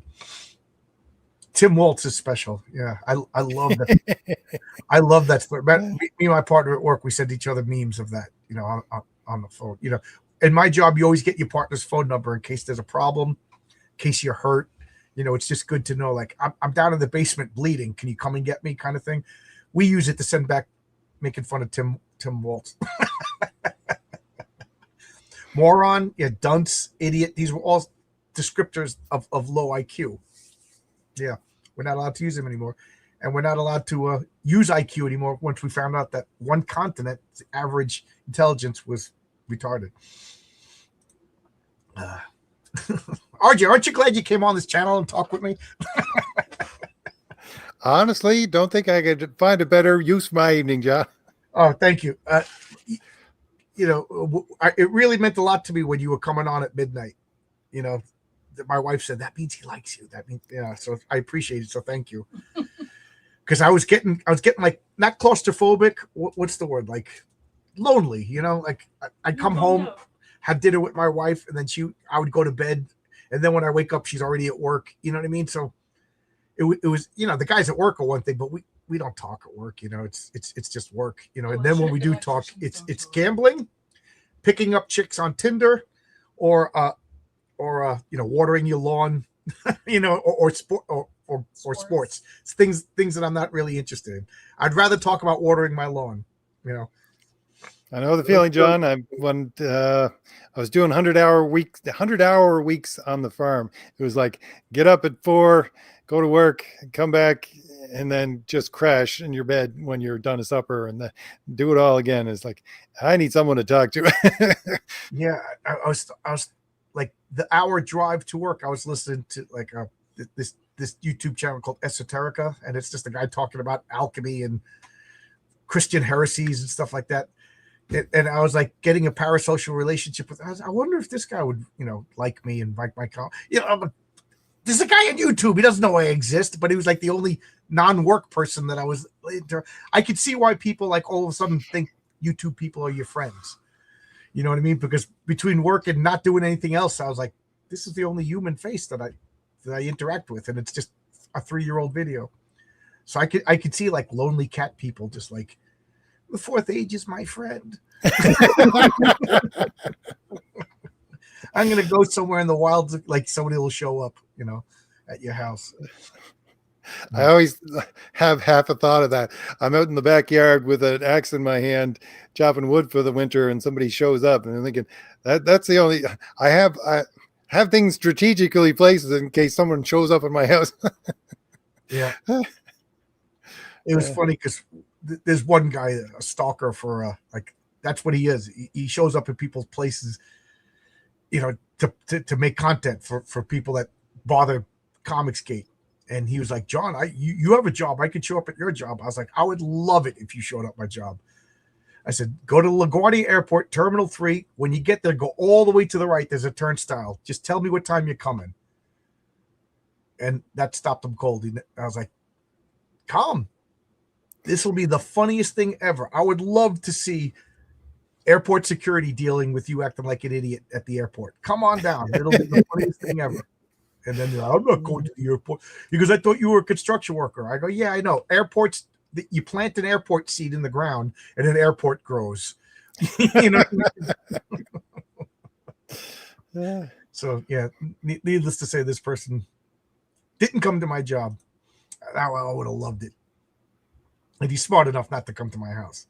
Let's just leave it at that. Be philosophical, not theosophical. There you go. There you go. RJ, I know you're putting a lot of like philosophy and everything in the fourth age, in Thomas Valiant. You got but a little spoiler. It's RJ's fault that the patriarch has 7 children. Now, what do you think they are? Each one is going to be one of the 7 virtues. Their personality is going to be, all of these 7 virtues. Yes, I think, and I'm having so much fun coming up with like little stories about them. Are you doing anything like that? Like, does any of your character, like I know Thomas Valiant is going to be like an embodiment of all 7 virtues. Do you have any other characters that like this guy embodies greed or something like that, or philosophically inspired?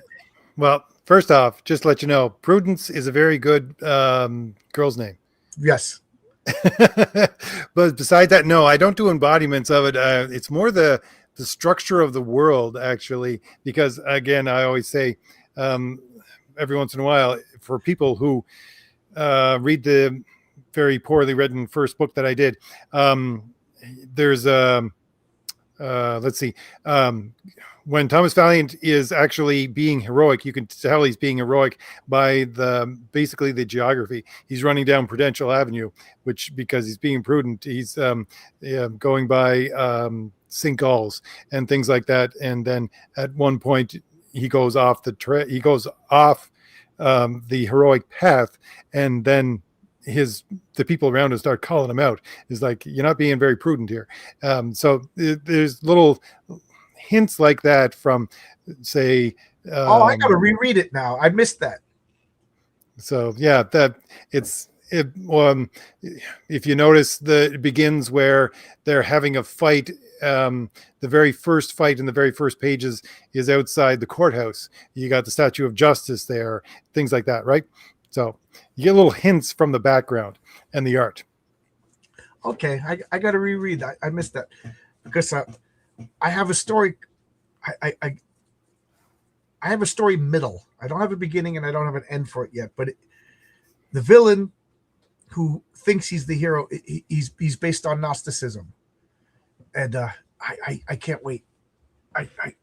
He has such a cool origin, and I like the whole. He's all based on Gnostic philosophy, and then that's just like, this is kind of fun. I was looking up all the other heresies to see, like, could I make like a hero or a villain based on other, like, I know you're not favorable on Gnosticism. Well, that's kind of why the guy's a villain, but he's a perfect Gnostic, and he's going to solve the problem, because the Gnostics believe the world is a prison. So what do you think a Gnostic guy is going to do to help solve the problem?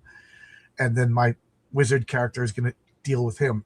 But I don't want it to just be they punch each other until one succumbs. Like, now I guess now we'll talk about a little bit of comp, if you don't mind. I was going to go before, but now I'm excited to talk again. When you're writing a fight scene, I don't want to just be Patriarch punches Red Skull and Red Skull punches Patriarch and then Patriarch wins. Like, I want there to be something clever in every fight scene. So what do you think about fight scenes? And I mean, it's a superhero comic book. There's got to be a fight scene. I choreograph every fight scene, like, in my head, and I have little sheets, and I make sure I know exactly where everybody is, and it has to unfold in a very specific way. It's all choreographed, and it has to have a meaning. And usually I write backwards. What I do, I got to get from point A to point B. There's a fight scene in between.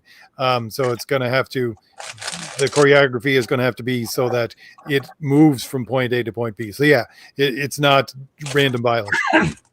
Because I had a fight scene that Marcus, who's not in the chat anymore, but the public guy, was fighting some thugs. And the fight scene didn't really matter. It was just to show you that he's the hero. The main female hero, she was being, I'm going to parse my words here. She was being approached by non-wholesome characters, and then the public eye dispatches them. So that fight wasn't, the only importance out of that fight was they meet, she realizes that he's a good guy. So I didn't really care. I was like, Marcus, do whatever you want, but then there's one fight where I was talking about this horror movie with the Raven. Man, I choreographed every punch thrown in that fight, because every fight was supposed to be horror, and horror is timing. So that was tough. And then I wrote I got so into that character, I wrote the next Raven story. And I wanted him to fight a guy that was better than him. like to make it scary, because he in the first story he fought a bunch of goons. You know what I mean? So he picked them, but he was smart enough not to go after them all at once, because a bunch of hyenas could take down a lion, kind of thing. So he took them out one by one, and I wanted it to be scary. But this next fight, I wanted the opposite. So he's fighting a guy that could physically kill, and almost did. And then I found myself written in a corner. How does he win? And I didn't want it to just be like he gets up and throws one more punch, and then Mr. Bad Guy falls down on the ground. Like, so I wanted it to be like, oh my God, he won out of desperate, and it turned out to be really good and really fun. So like, I don't know, like then in Patriarch #1, there's a fight scene, and I'm just like, this is a superhero, and he's fighting a bunch of thugs, and like he should just be able to, with his powers, just be able to dispatch them. So I wanted to make it so that he couldn't really do that. There was other environmental effects that were and it turned out to be, I think, pretty clever. And like when other people read this, they're like, that was really cool what he did. So I find fight scenes to be the hardest thing to write. Like, it's easy to have the dialogue between the downtime, the character development between the husband and the wife, or the trash talking between the villain. But man, the fight scene, like, it's so easy to just be like, okay, Daredevil throws a punch, and then the Scorpion throws a punch, and then they throw a punch, and then okay, enough pages went by, Daredevil wins. I don't know. Like, I'm trying to make every fight have something clever happen. Otherwise, what's the point of the fight? I remember there's I don't know if it told you this before, but when I was writing the manuscript for my novel, there's not the climax of the entire thing, but it's one of the say penultimate parts of the climax, where there's a fight scene, but it's not really a fight scene. It's basically well, it's a firefight, and it was probably like 3:00 in the morning when I was writing this scene. And I'm sitting there at my computer writing, and I couldn't for the life of me figure out why the heck I was feeling so hot all of a sudden, and my heart was racing. And then I realized it's because I am so into not only writing this scene, but actually experiencing the scene myself for the first time, that it's physically making my heart race and making me sweat like crazy. It's fun. Writing is fun. Yeah. And that's what I said. I'm sorry to keep dwelling on this. That's what I said to JD. It's, you're robbing yourself of the experience. It's fun to come up with the story, and then you're proud of yourself. And then, I don't know about you, but we've all seen the "you're gonna shoot your eye out" kid, when they said you're gonna write a theme, and he's like, why everybody should have a double action BB gun, whatever. And then he just stops, and he's like, he's proud of him. That's me after every story that I write. I'm like, this is the best. Like, I'm picturing, like, Stan Lee's ghost is going to come flying out of the sky. Like, when I wrote the script for Heroic Tales 1, that Patriarch story, yeah, I was crazy. But I was like, John Byrne's going to come out of retirement and offer to draw this. That's how good this is. I read it now, and I'm kind of embarrassed by it. But you know what I mean? But it was fun for a month or two to be delusional. Why would you rob yourself of that fun? One of the other things that I do with my characters is, I talked about this last Saturday, is I like to use basically animals, and not just nature names, but nature and animal names mostly. But it was one of the things, like the manga that I'm doing with the guy right now in Japan. One of the characters is called Laughing Falcon, because that's a South American bird. And he's like, give me some more information on this. I said, go look, because he's saying, I have to draw this fight scene. And I'm allowing him to have pretty good sway on what he's doing. I'm just giving him the bare bones Marvel style kind of stuff. It's like, how do I write this fight scene? I'm going, I just gave him to say, look at this page. This is what the Laughing Falcon comes from. This is why he's called that. It's basically, it's a bird that preys on snakes, and has resistance to venom and all that kind of stuff, because he's fighting with snakes all the time and stuff like that, and they drop from trees, and it's the kind of thing. It's like, I use that a lot when I'm doing fight scenes, especially. Is the pattern of my character's character has to actually show in the fight scene. Like, I also, like any character in my stories, I have a role playing sheet written out for them. So I have their strength, their intelligence, their wisdom, their hit points, and I use my villains vigilantes rulebook to stat out all the powers. So I know how fast the patriarch could fly. I know how much he could lift with his telekinesis. I know how many bullets he could repel. So I wanted him to be able to do something. I'm like, he can't do that according to the rules, And it turns out having limitations is fun, and it forces you to be a little bit more creative. So he did something that if I stuck with what I originally wanted to do, it wouldn't have been as clever and as fun. But I'm hoping you all see in the first 10 pages of Patriarch #1, there's a fight scene in the museum, and I think it's pretty clever. But I did it because I'm purposely limiting myself to what I could have just said. Yeah, he does this, and everybody would have trusted me because it's my character. Like if you just have Thomas Valiant blow fire out of his mouth, people have to believe you because he's your character. But you don't do that. And I was so proud of you on the back of your card that you wrote that he changes his weight. I was like, RJ gets it, because he turned into their backpacks. And I'm like, well, what don't they notice they're carrying 200 pounds? And then I looked at the card. Oh, he changes his mass and everything too. All right. I want to stat out Thomas Valiant now. Did I lose you? No, you didn't lose me. I was just looking at Old Dirty Fatty and his Red Ryder BB gun. I actually I was in a hardware store around here a month ago. I found a Red Ryder BB gun. I'm going to go buy it. It's like $80. Yeah. You'll shoot your eye out, RJ. I shoot the damn squirrels so they keep on coming into my building. I'm so glad my wife just went upstairs. she names the squirrels. My wife is like the old Disney Cinderella. Like if she went outside to do the laundry, I think the birds would come and take the laundry out of her hand and put it on the line. The damn thing's destroyed my first good generator that I paid over $1,000 for. I'm like, nope, you're dead. From now on, you're dead. There's this big fat squirrel that lives in the tree in front of our house. And I'm like, look at that big fat squirrel. She goes, oh, that's Winnie. She already had a name for it. Yeah.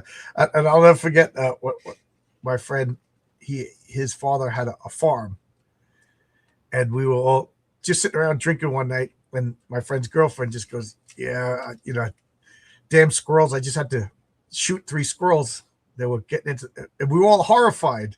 And she's like, what? She's like, the squirrels are a menace. And I'm like, no, squirrels are cute. She goes, you don't have a farm. And I was like, yeah, you're right. And then when I lived in Albuquerque, there was a big debate about wolves and, bringing back wolves. And then the ranchers didn't want the wolves. And, I'm a New Yorker, so I didn't really voice my opinion. You know what I mean? Like, wolves are cool, but they're not going to impact my way of life. They're not going to impact my living. But it was like hot and heavy. Like the environmentalists all wanted to bring back the wolves. It's just like, yeah, because your living isn't impacted. So I still don't know what to think.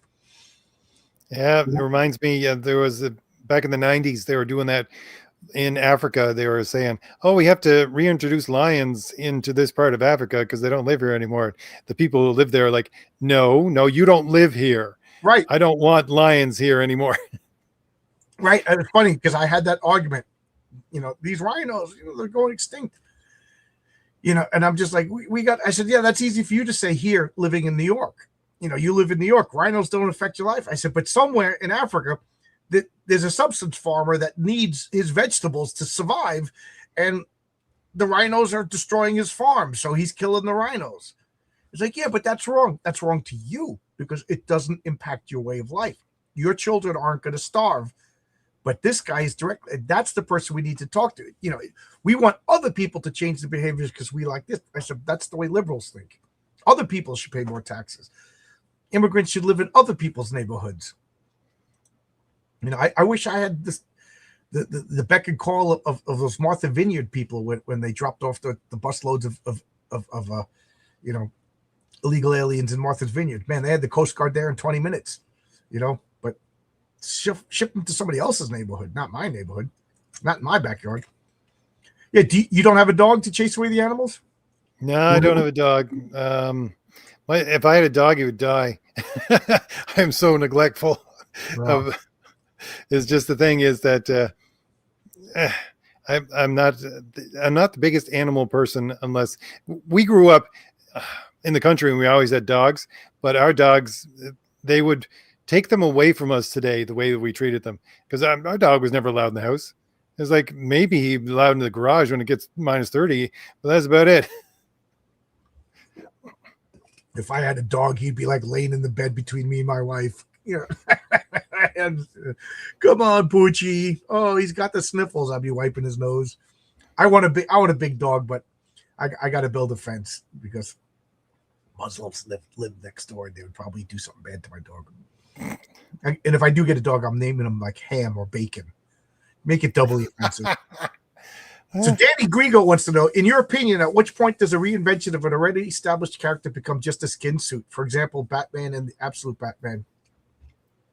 I can't tell you exactly, but I know when I see it. Yeah. I mean, a couple of Elseworld Batmans were fine, Holy Terror and Gotham by Gaslight and things like that. But what they got today it's not Batman. It's just not. I mean, you're reinventing the character so that it's not Bruce Wayne, it's not Batman. If you're reinventing the character so that it's a completely, well, I guess that's the way you put it. If you're reinventing the character so he has a different character as a human being, then it's a skin suit. Right. Yeah. Yeah. Absolute Batman is not Batman. Batman is not a 6'6" blonde guy who uses an axe to crush his foes and is a carny or something like that. Maybe I'm getting the details wrong, but that's not Batman. I mean, again, I'm trying to be positive about everything. So at least the comic book stores are making money. That's my comment on that. But I don't know. It's not Batman. Make up another character. Come on, man. You're killing me, Smalls. Exactly. Animals ought to be useful or get out of the way. It's funny because the activists are like, you wouldn't eat a cow. You wouldn't eat a cow. It's like, fine. If we stop eating cows would go extinct. The only reason why there's cows is so we could eat them. What do you think? They're going to thrive in the wild?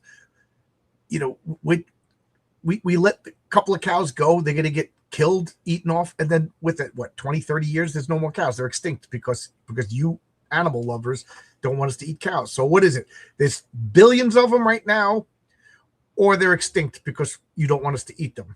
We're not going to, these people that have all these cattle, they're not going to provide all that land and resources that, they're just going to go and freeze to death or die out. So I laugh at these people who say, oh, if you knew what the animal was like and you're with it every day, you wouldn't eat it. And I'm going, yeah, I do. Actually, my friend, the rancher, we built the barn together. We fed the stupid things, and it's like, I'm looking at them as we're feeding them and going, which one is mine? Where's meat coming from? Yeah. Yeah. I remember this girl, Jessie, that I dated in college for a short time. She grew up on a pig ranch in Missouri. And when I tell you, this girl looked like a movie star. She looked like Sherilyn Fenn from Twin Peaks. Just this beautiful, like you couldn't take your eyes off her girl. And then to find out that she was a pig farmer, and she's like, yeah, me and my dad, like we'd go out, I'd take the shotgun, we'd slaughter a couple of pigs, blah, blah. And it's just funny to see this like with her makeup on and her hair and her high heels. She looked like a Hollywood glamour movie star talking about like back on the farm, I'm shooting pigs with a shotgun and everybody's just horrified. She's like, well, where do you think your bacon comes from? Where do you think your ham comes from? She's like, somebody's got to kill the pigs. That's what me and my father did. And she's like, what if they were pets? She goes, yeah, we named them. She's like, Dashiell was delicious. Hermie, we sold. You know what I mean? Like, it's just the way it is on the farm. People are so separated from farm life, they don't know. Like, yeah, I see these videos of these cute little goats hopping around. They're adorable. You know what I mean? But someone's going to eat them. That was like the story I told someone. I think it was, I don't know if it was, when was it? It was at Thanksgiving or not. It basically, because we like to have goose or duck, right? Which we shoot. And it's like, they were asking about how you hunt them, and I was like, well, you see, geese mate for life. So if you see a pair of them, you shoot one, and then the other one will start circling around looking for its mate, and then you get two. And they're like, that's horrible. I'm going, why? Yeah. Horribly delicious. Danny Grigo has a really good point that it's causing a dissonance, static dissonance in my brain. Another example of the whole skin suit theme would be Alan Moore's take on Swamp Thing. He completely changed the character from top to bottom. Yeah, he did. Like, Alan Moore's Swamp Thing is a completely different character than Len Wein and Bernie Wright's, but I don't know. It was interesting. It was fun. Yeah, so I guess I'm a hypocrite that I like Alan Moore's, but I also like Len Wein's Swamp Thing. But he did it. I know this is I guess I'm making excuses, but he did it in story, and he didn't erase anything that happened before. Everything that happened before still happened. Like, exactly. There was the same thing happened with Man Thing. There was a massive switch after Marvel Comics Presents when the Man Thing, but it was in story because it was basically some kind of virus, I don't know, genetically engineered thing that he tried to absorb, and it just completely changed his makeup. So if it's in story, it makes some sense. Not that I have any love for Alan Moore, but if it's in story and makes sense, yeah. Right. Now, here's where I guess I have to explain the difference between retcon and I know I talked about this ad nauseum, but Danny, I just realized you're Tony Grigo's brother. Cool, because I just saw this comment. My brother got me into watching your channel. He was right, very into. Thank you. Tell Tony he's the best. Thank you. But a retcon is when they take something and then change what already happened in the comic book. Now, this didn't happen. I'm just making something up out of the blue. So Batman opens up a book and he finds out that Bruce and Martha Wayne were from a colony on Jupiter, and he's not human. That's why he could do all of the things that he is. He's really alien from Xenon 5 who colonized Jupiter. That's a retcon because we already know his story, and they're changing the story going forward. Now, to have like an example of a non-retcon would be Matt Murdock meets Elektra, and then we find out the story that Elektra was Matt Murdock's girlfriend in college. So we learned Matt Murdock's origin as little kid of battling Jack Murdock. Father gets killed. He goes to law school. He comes out of law school. Now he's Daredevil. They kind of glossed over that. So there was room to insert, it's not out of possibility that a guy has a girlfriend in college. You know what I mean? And it's because of the nature of comic books. Of course, she becomes a supervillain or a mercenary. So that didn't change anything. Everything that we know about Daredevil is still there. We just filled in a detail, and it works. That's the way I feel about Alan Moore's Swamp Thing. It didn't change anything that happened before. Everything that happened before still happened, and it happened the exact same way. We just learned more details about it, and then filled in a lot of. So I don't like retcons, but then I realize I'm being hypocritical because there's some retcons that don't bother me. Like we all kind of agree that Tony Stark didn't build the Iron Man during the Vietnam War because that would make him 137. So it just happened at a war. Like and Ben Grimm really fly to the moon. Were they the first people that went to the moon? Like I like how the movies made it that they were the first one to fly, like Warp Drive. It's the same story, but like because we tied it to a historical event, it makes sense to change it a little bit. So yeah, I guess a little bit of retconning if it makes sense. But a retcon is when you change what already happened. I have the book that says this, and then you change it. I don't like that. But if you add a detail here and there, like Patriarch number 1 is going to tell us the details of how he became the Patriarch. It's not a retcon. You don't know that yet. So I'm not changing established story already. So if it doesn't change established story, I'm okay with it. Long-winded explanation. Farm life makes you tougher. Yeah, I think everybody should work on a farm for a little while. Give you a little appreciation for the food on your plate. Some of the early versions of the characters, some of this honestly need reinventing. Yeah, like Okay, here's a. Is this a retcon or is it just adding to Thor? Found the stick, hit the stick, became Thor. And then later on, Jack Kirby made him the god. At first, he was just like a guy who had the power of Thor. Later on, he became. They added all the bits. I don't know. I think that was adding lore because he did go to the cave. The Stone Man from Saturn did come. He found the stick. He hit the stick. All that stuff still happened in every version of Thor's origin except for the movies. It's just now they added in all the backstory. Do you have a favorite retcon or changing or anything, RJ? That's a hard one. More had some well thought out reason. Yeah. And plus, the comic was going to get canceled, so it saved it. Yeah, Mr. Freeze going from a gimmick villain to a tragic villain. Did they change? I don't know. Did they change him, or did they add? I don't know enough about that guy. Yeah, the new 52 was a retcon. It started all over again. I got no time for that. That was when I stopped reading DC. Every time DC restarts, I'm just like, man.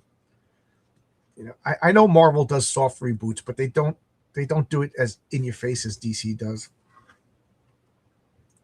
Like here's an example. They did that story Truth, and they had the first Captain America, the first guy who was, why can't I think of his name, but he was a black guy. Did that bother anybody? Because, like, I don't know.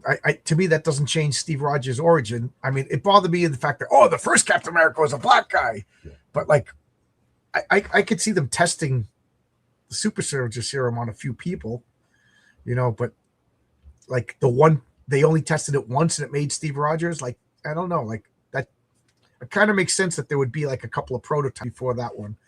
So it doesn't bother me. It's just now it's like, now they're like, oh, yeah, well, the first Captain America was a black. No, he wasn't, because he was created in the late 1990s. The first Captain America was Steve Rogers. Or the one that I hate is the Blue Marvel. I just hate that character, and I feel bad because I actually like that guy who created him. But he's a good guy. Yeah, but it's just like, so he's retroactively the best, most powerful, coolest, toughest superhero in the world who was told by the government, we don't like black people being powerful. So just sit through slavery, don't do anything. So the most powerful guy in the universe was like, yeah, so I'm going to listen to them and be quiet and not do anything for 60, 70 years. I just think it's just a stupid concept. I got no problem with the character. Have the Blue Marvel. Make a compelling reason why he didn't do anything. He got defeated so bad, like Darkseid needed to recover his energy for 100 years. Or something like that. Like he did something so years ago that he just spent all of his energy and he had to regenerate. Something like that. But no, I'm the most powerful being in the world. But somebody from the government says, we're kind of scared of black people. So can you hide for 100 years? That doesn't make him a good hero. That makes him, quite frankly, a bad character. I remember, let's say, the Texera version of Ghost Rider when they retconned the original Ghost Rider. That kind of ticked me off. Yeah, why'd they get rid of Johnny Blaze? I mean, that's Ghost. Well, I like the new. I like the new story and how it was a continuation of sort of the legacy of the character. But they retconned so many of the, let's say, more esoteric and occult parts of Ghost Rider that came out of the 70s to try to make it more in line with the new character. It just, here's a retcon that I don't like. Ghost Rider is not a demon. Now he's an angel punishing. No, he was a demon. Come up with a new character that's the anti-Ghost Rider that's bonded with an angel. That would have been cool. Like some guy, he bursts into this angelic figure. He's a main foil for Ghost Rider. And you have this evil demon who's bonded with this Johnny Blaze who did some bad things, but he realized the error of his ways. So you have a good demon, or a good angel rather, bonding with a serial killer. So now you got this guy who wants to do something horrible, but this angel who won't let him, and both their natures are leeching off each other, so like you kind of got an angel that does bad things every once in a while, but you got this horrible being bonded to this force of good. I don't know. I think there we go. RJ, we just came up with a cool guy. Why can we do it, but Marvel can't? The other one that that they try to push every once in a while is the giving a completely different origin for Shield. If you're going Marvel Comics, it's like I always think of Shield as just a gradual building up of the force from the Howling Commandos with Nick Fury, right? And it's just we start as a unit in World War II, and then it just starts to get into different kinds of conflict after the war is over, and need different abilities and hire different people, and then all of a sudden they want to make it it was this secret agency from God knows when. And it's like no, that one also took me out. Oh, Captain America, Hail Hydra. That just ruined the character for all of us. Oh right? Yeah, you want modern retcons? Those are awful. Like, I mean, anything in the last 15 years, the retcons just that would be the one that just kicked it off. Plus the fact that making Black Widow a clone of that comes out every once in a while. That she's never the exact same woman. Oh, They're really? all just clones of. Yeah, she dies all the time. She dies every 10 to 15 years, and they just reactivate a new clone. Oh, I thought she had some sort of didn't at one point they explained that she's been around forever because she has a copy of Nick Fury's Infinity Serum or Super Soldier Serum or something, like she's a Russian version of Captain America. Well, the new retcon is that she's just a clone, that she dies every every couple of missions she dies, so they activate a new clone. I didn't know that. I mean, that would be a great new character, a disposable hero, kind of like No Man from the Thunder Agents. Yes, exactly. That's what I was about to say. Red Circle, they had hit that down. Yeah, I love the character of No Man. Oh man, I have to walk back my stance. I would do a Thunder Agent story if I could. Go talk to Mike. Mike would love to do a Thunder Agent story. RJ and John, if a hero is going to have Black, White, Mexican, Asian versions for representation, they should be included in the origin story. Yeah, I agree. I agree. One of the things I said that okay, there's Superman. I will accept Superwoman, and I will accept Superboy and Supergirl, and that's the end. The only exception would be Captain Marvel, because the Captain Marvel family kind of is part of that character's whole mythology. But I don't want there's Spider-Man. I'll accept Spider-Woman. I will even accept Spider-Boy and Spider-Girl. That's it. 4 is the limit of because other than that you start to diluting it. Spider-Gwen, is that necessary?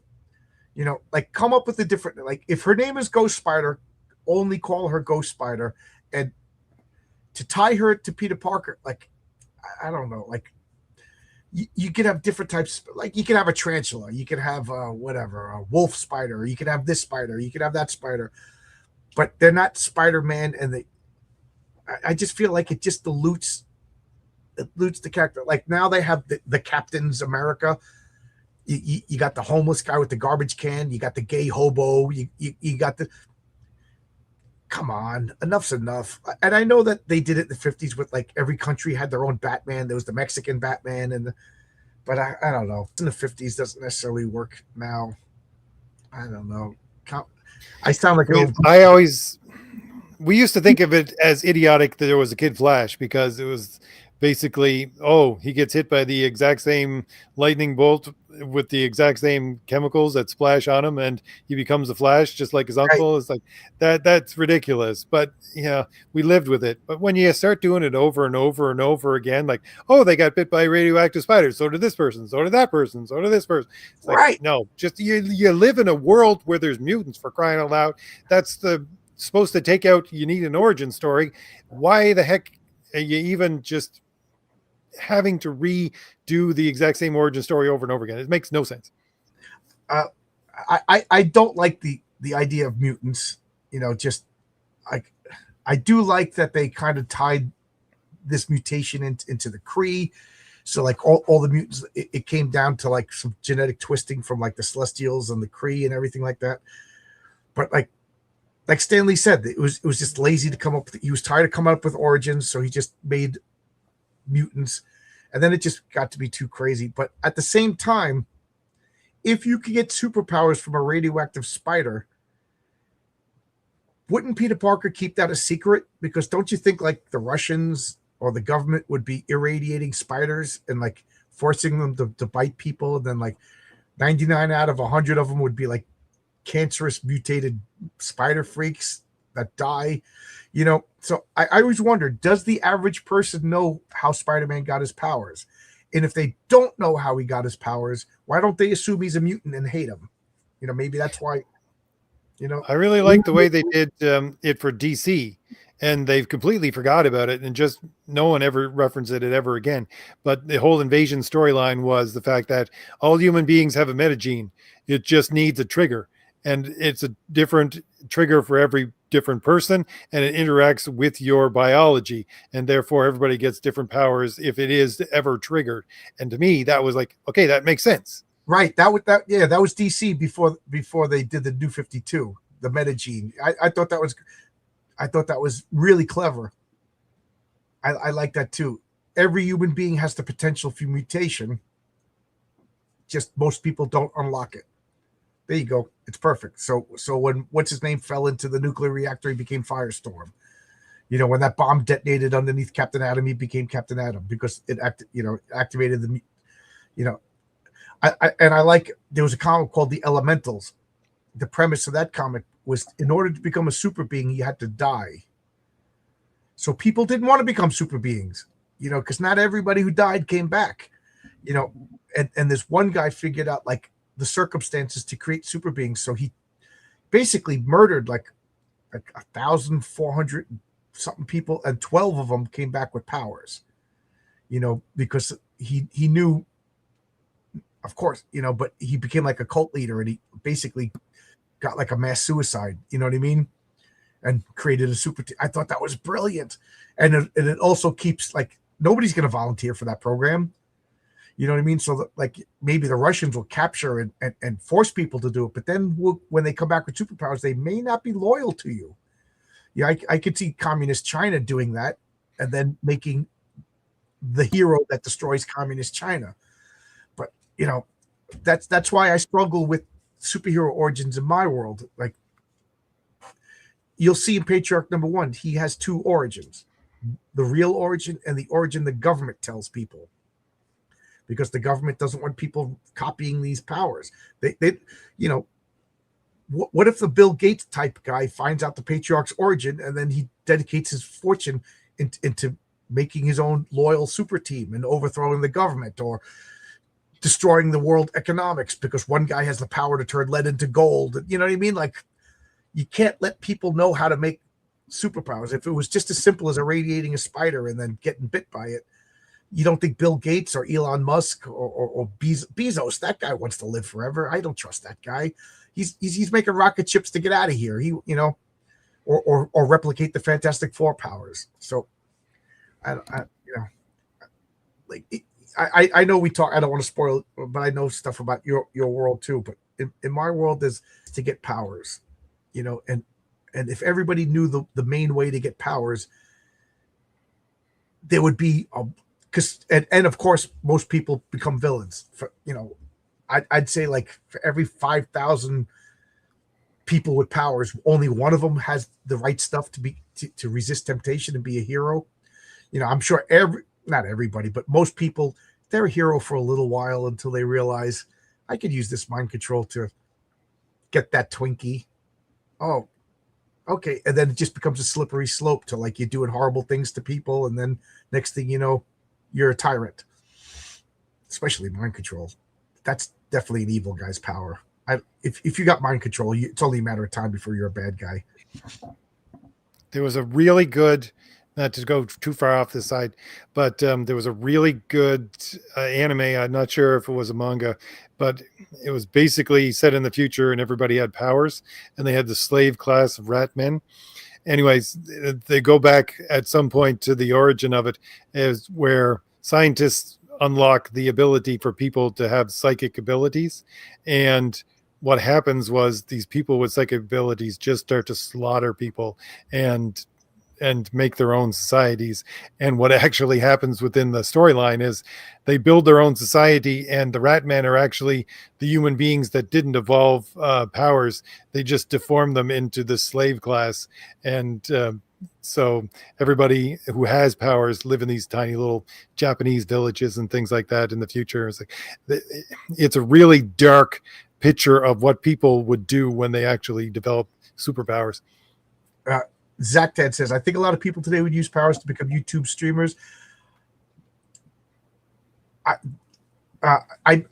There's a mistake in Heroic Tales #1 that nobody picked up yet, but the secondary story was supposed to have unheroic tales. Because it has heroic tales, and then somebody taped over and that was supposed to be that to show you that was the origin of a supervillain. But the next unheroic tales, it's going to have a lot to do with what Zach Tan brought up. Social media and being a superhero. I don't want to tell anything about it, but I think people are either going to think it's clever or they're going to hate me when I reveal that story because of how the villain's going to get defeated. But God, I was going to say something else. Now I'm distracting myself with these comments. Oh, I was going to say what you were talking about with the Ratman and everything like that. You made me think. I love the Inhumans. I freaking love the Inhumans. Jack Kirby, Inhumans, and then in the 70s there was I forget who wrote it, but George Perez, it was some of his early 12 issues. I freaking love that. And I loved how they tied the continuity to the Kree, and they were the slave race of the Kree, and they were mutating humans to use them as super soldiers in their war again, because they were fighting the Skrulls, and the Skrulls could shape change. So they found this race of people that could be tweaked and create counters to the Skrulls, and that was I thought this was brilliant. And then I loved that when the kids were born, and they were basically humans, and then when they reached whatever age, they went and got exposed to the Terrigen mists, and it was horrifying and holy at the same time, because you didn't know, and you're like, you get exposed to the Terrigen mist, you forms a crust, and then you break out, and now you're the fish destroying guy, and you got these cool powers, and yay, everybody cheers. And then you burst out, and you got these wings and lightning bolts, and yay, everybody cheers. And then the third one breaks, and you're an alpha primitive, and you failed, and that family's shamed. And then the alpha primitive is enslaved and works below the city, maintaining the sewers and the power generators and the lights of the Great Refuge. And I thought that was brilliant. And then Marvel shied away from the whole concept of the Inhumans have slaves, and then what's his name? Lockjaw devolved into a stupid dog, and it's kind of embarrassing, but he's a member of the royal family, so they keep. I thought that was brilliant, and now Marvel doesn't mention that at all. Like, if you get the original Marvel universe, you see that they do the alpha primitives. They were the slave race of the Inhumans. They're like just not mentioned anymore. I don't know if they ever retconned it or whatever.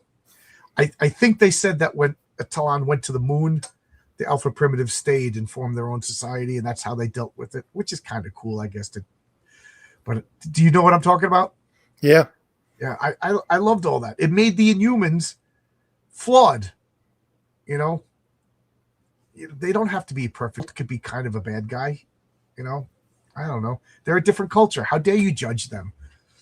Don't you judge their culture. And the alpha primitives, they're just stupid people who would starve to death if nobody took care of them anyway. That's what they would say. I'm tweak. I have a story where there's other dimensions, but there's not like you go to Earth B and then there's evil patriarch with the goatee. No, you go to the next universe over, and there's different rules of physics, slightly. I mean, humans could live, otherwise you'd go there and just die, but like slightly. So things are different. And there's going to be slavery on that world. Like, are people going to get mad when they go to that world? And like, does the patriarch overthrow that world because slavery is wrong? That's the kind of things I want to explore with my comics in the future. Like, is the patriarch going to be a bad guy because he comes back and be like, I don't have the right to overthrow this world. This isn't my world. I'm not saying that's what he's going to do, but that's the kind of thing I want to talk about. That's funny. I was just rewatching Stargate, the original movie, and it's like there used to be a meme where it's Star Trek, and it's like, no, we can't help these primitive people, even though they're going to die because of the Prime Directive. And then you got Stargate. He's like, oh look, primitive people, you want some guns? yeah. There you go. Kill these guys. They're obviously the bad guys. Yeah. I gotta get back into Stargate. I remember really liking it, and somewhere I lost track and never went back. But now I got to start from the beginning again because I don't remember all the details. RJ and John, visually, the problem with multiple heroes with the same powers, it removes the unique aesthetics of each hero in action. Those unique aesthetics are why each hero stands out. I will also say, if you have 16 Spider-Mans and Spider-Man's just a mantle, then who cares? Then who cares about each Spider-Man? Like, you know what I mean? Oh, there's Spider-Punk and there's Spider. I don't care then. Then, like, when they got to the girl in the wheelchair who has spider powers but can't use her legs, it's like, okay, you people they're stupid, and then there's this. Yeah, I didn't like that. I didn't like that. Like I have a story in the back of my mind about a masked superhero, and he passes on his legacy to somebody when he gets too damaged, too beat up, and definitely not age out, because you're a superhero for 6 or 7 years. That's really all you can. Like, I'm talking like a Batman type guy, like a Superman type guy could go on for eternity.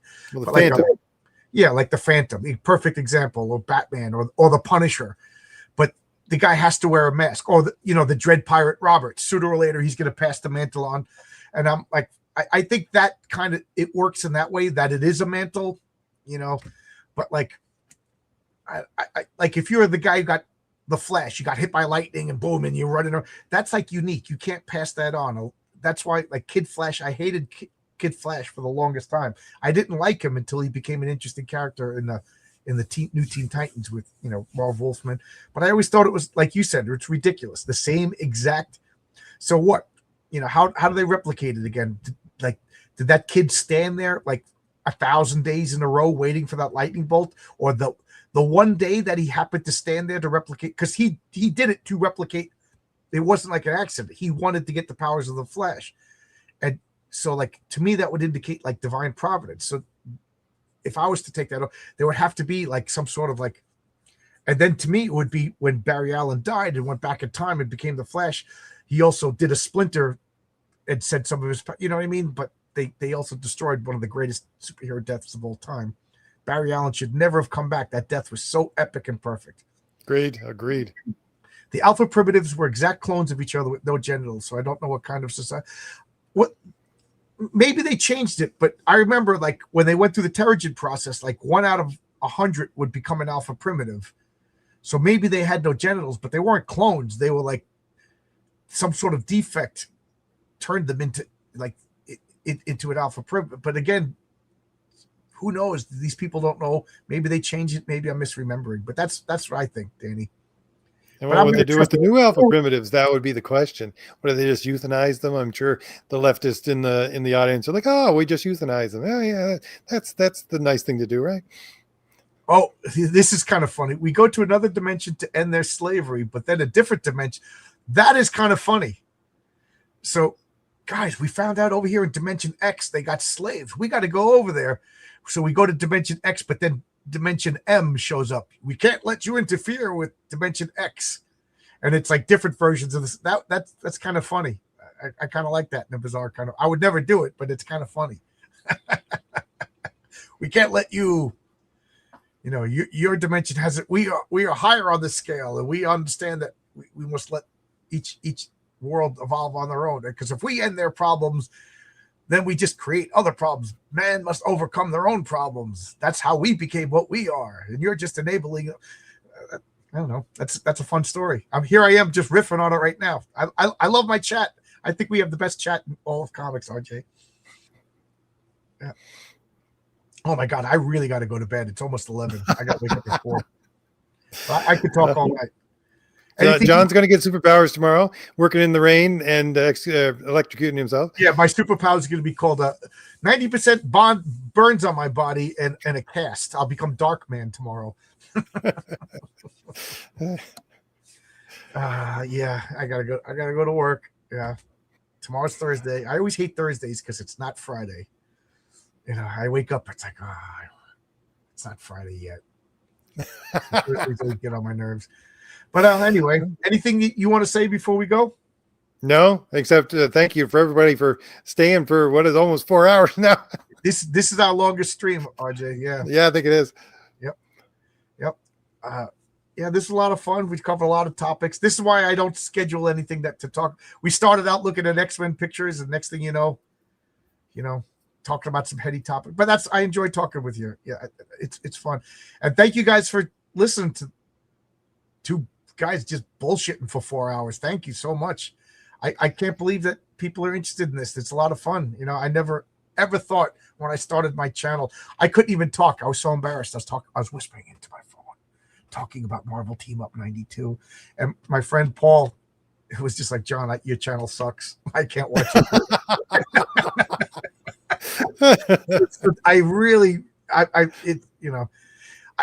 You're supposed to say it's humbling, but it's the opposite of humbling. You know what I mean? Like, wow, people are watching. That's not humbling. That's like, thank you guys. That makes me feel cool. So thanks a lot, guys. It's fun that you guys are watching and listening and commenting. That's why I don't like to do pre-recorded stuff that much anymore, because I really like the interaction with the chat. When I run out of things to say, somebody like Tony Grigo or Logic's Finest, or now Danny Grigo or Ryan or Zach, you guys all say something, and now I go for another hour. So it's your fault that I'm not going to get any sleep. Yep. Go check out. Let me put this here one more time. Marcus isn't here. He's drawing. So we'll put this here one more time. This is RJ. Sign up for Fade to Blue. You'll hear he says he's got like 3 books already in the works. So RJ's gonna be blasting out with a whole bunch of material pretty soon. Check it out. And of course, I'm fulfilling Heroic Tales too. I obviously didn't do anything tonight because I've been here talking all night.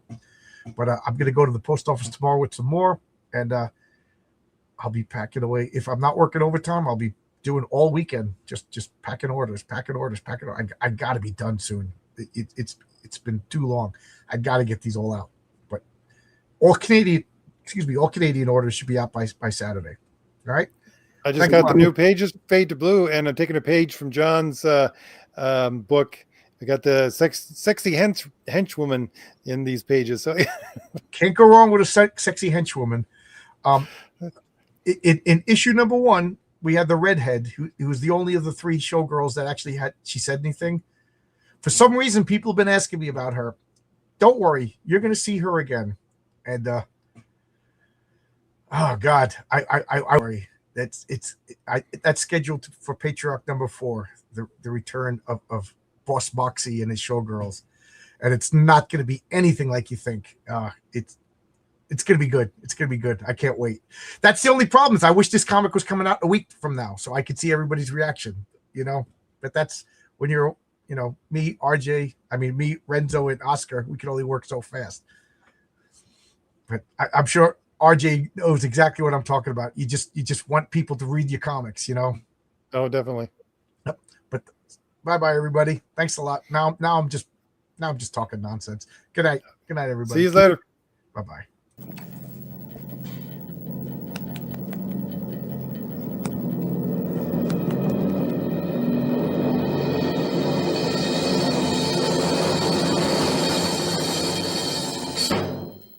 Goodbye, kids.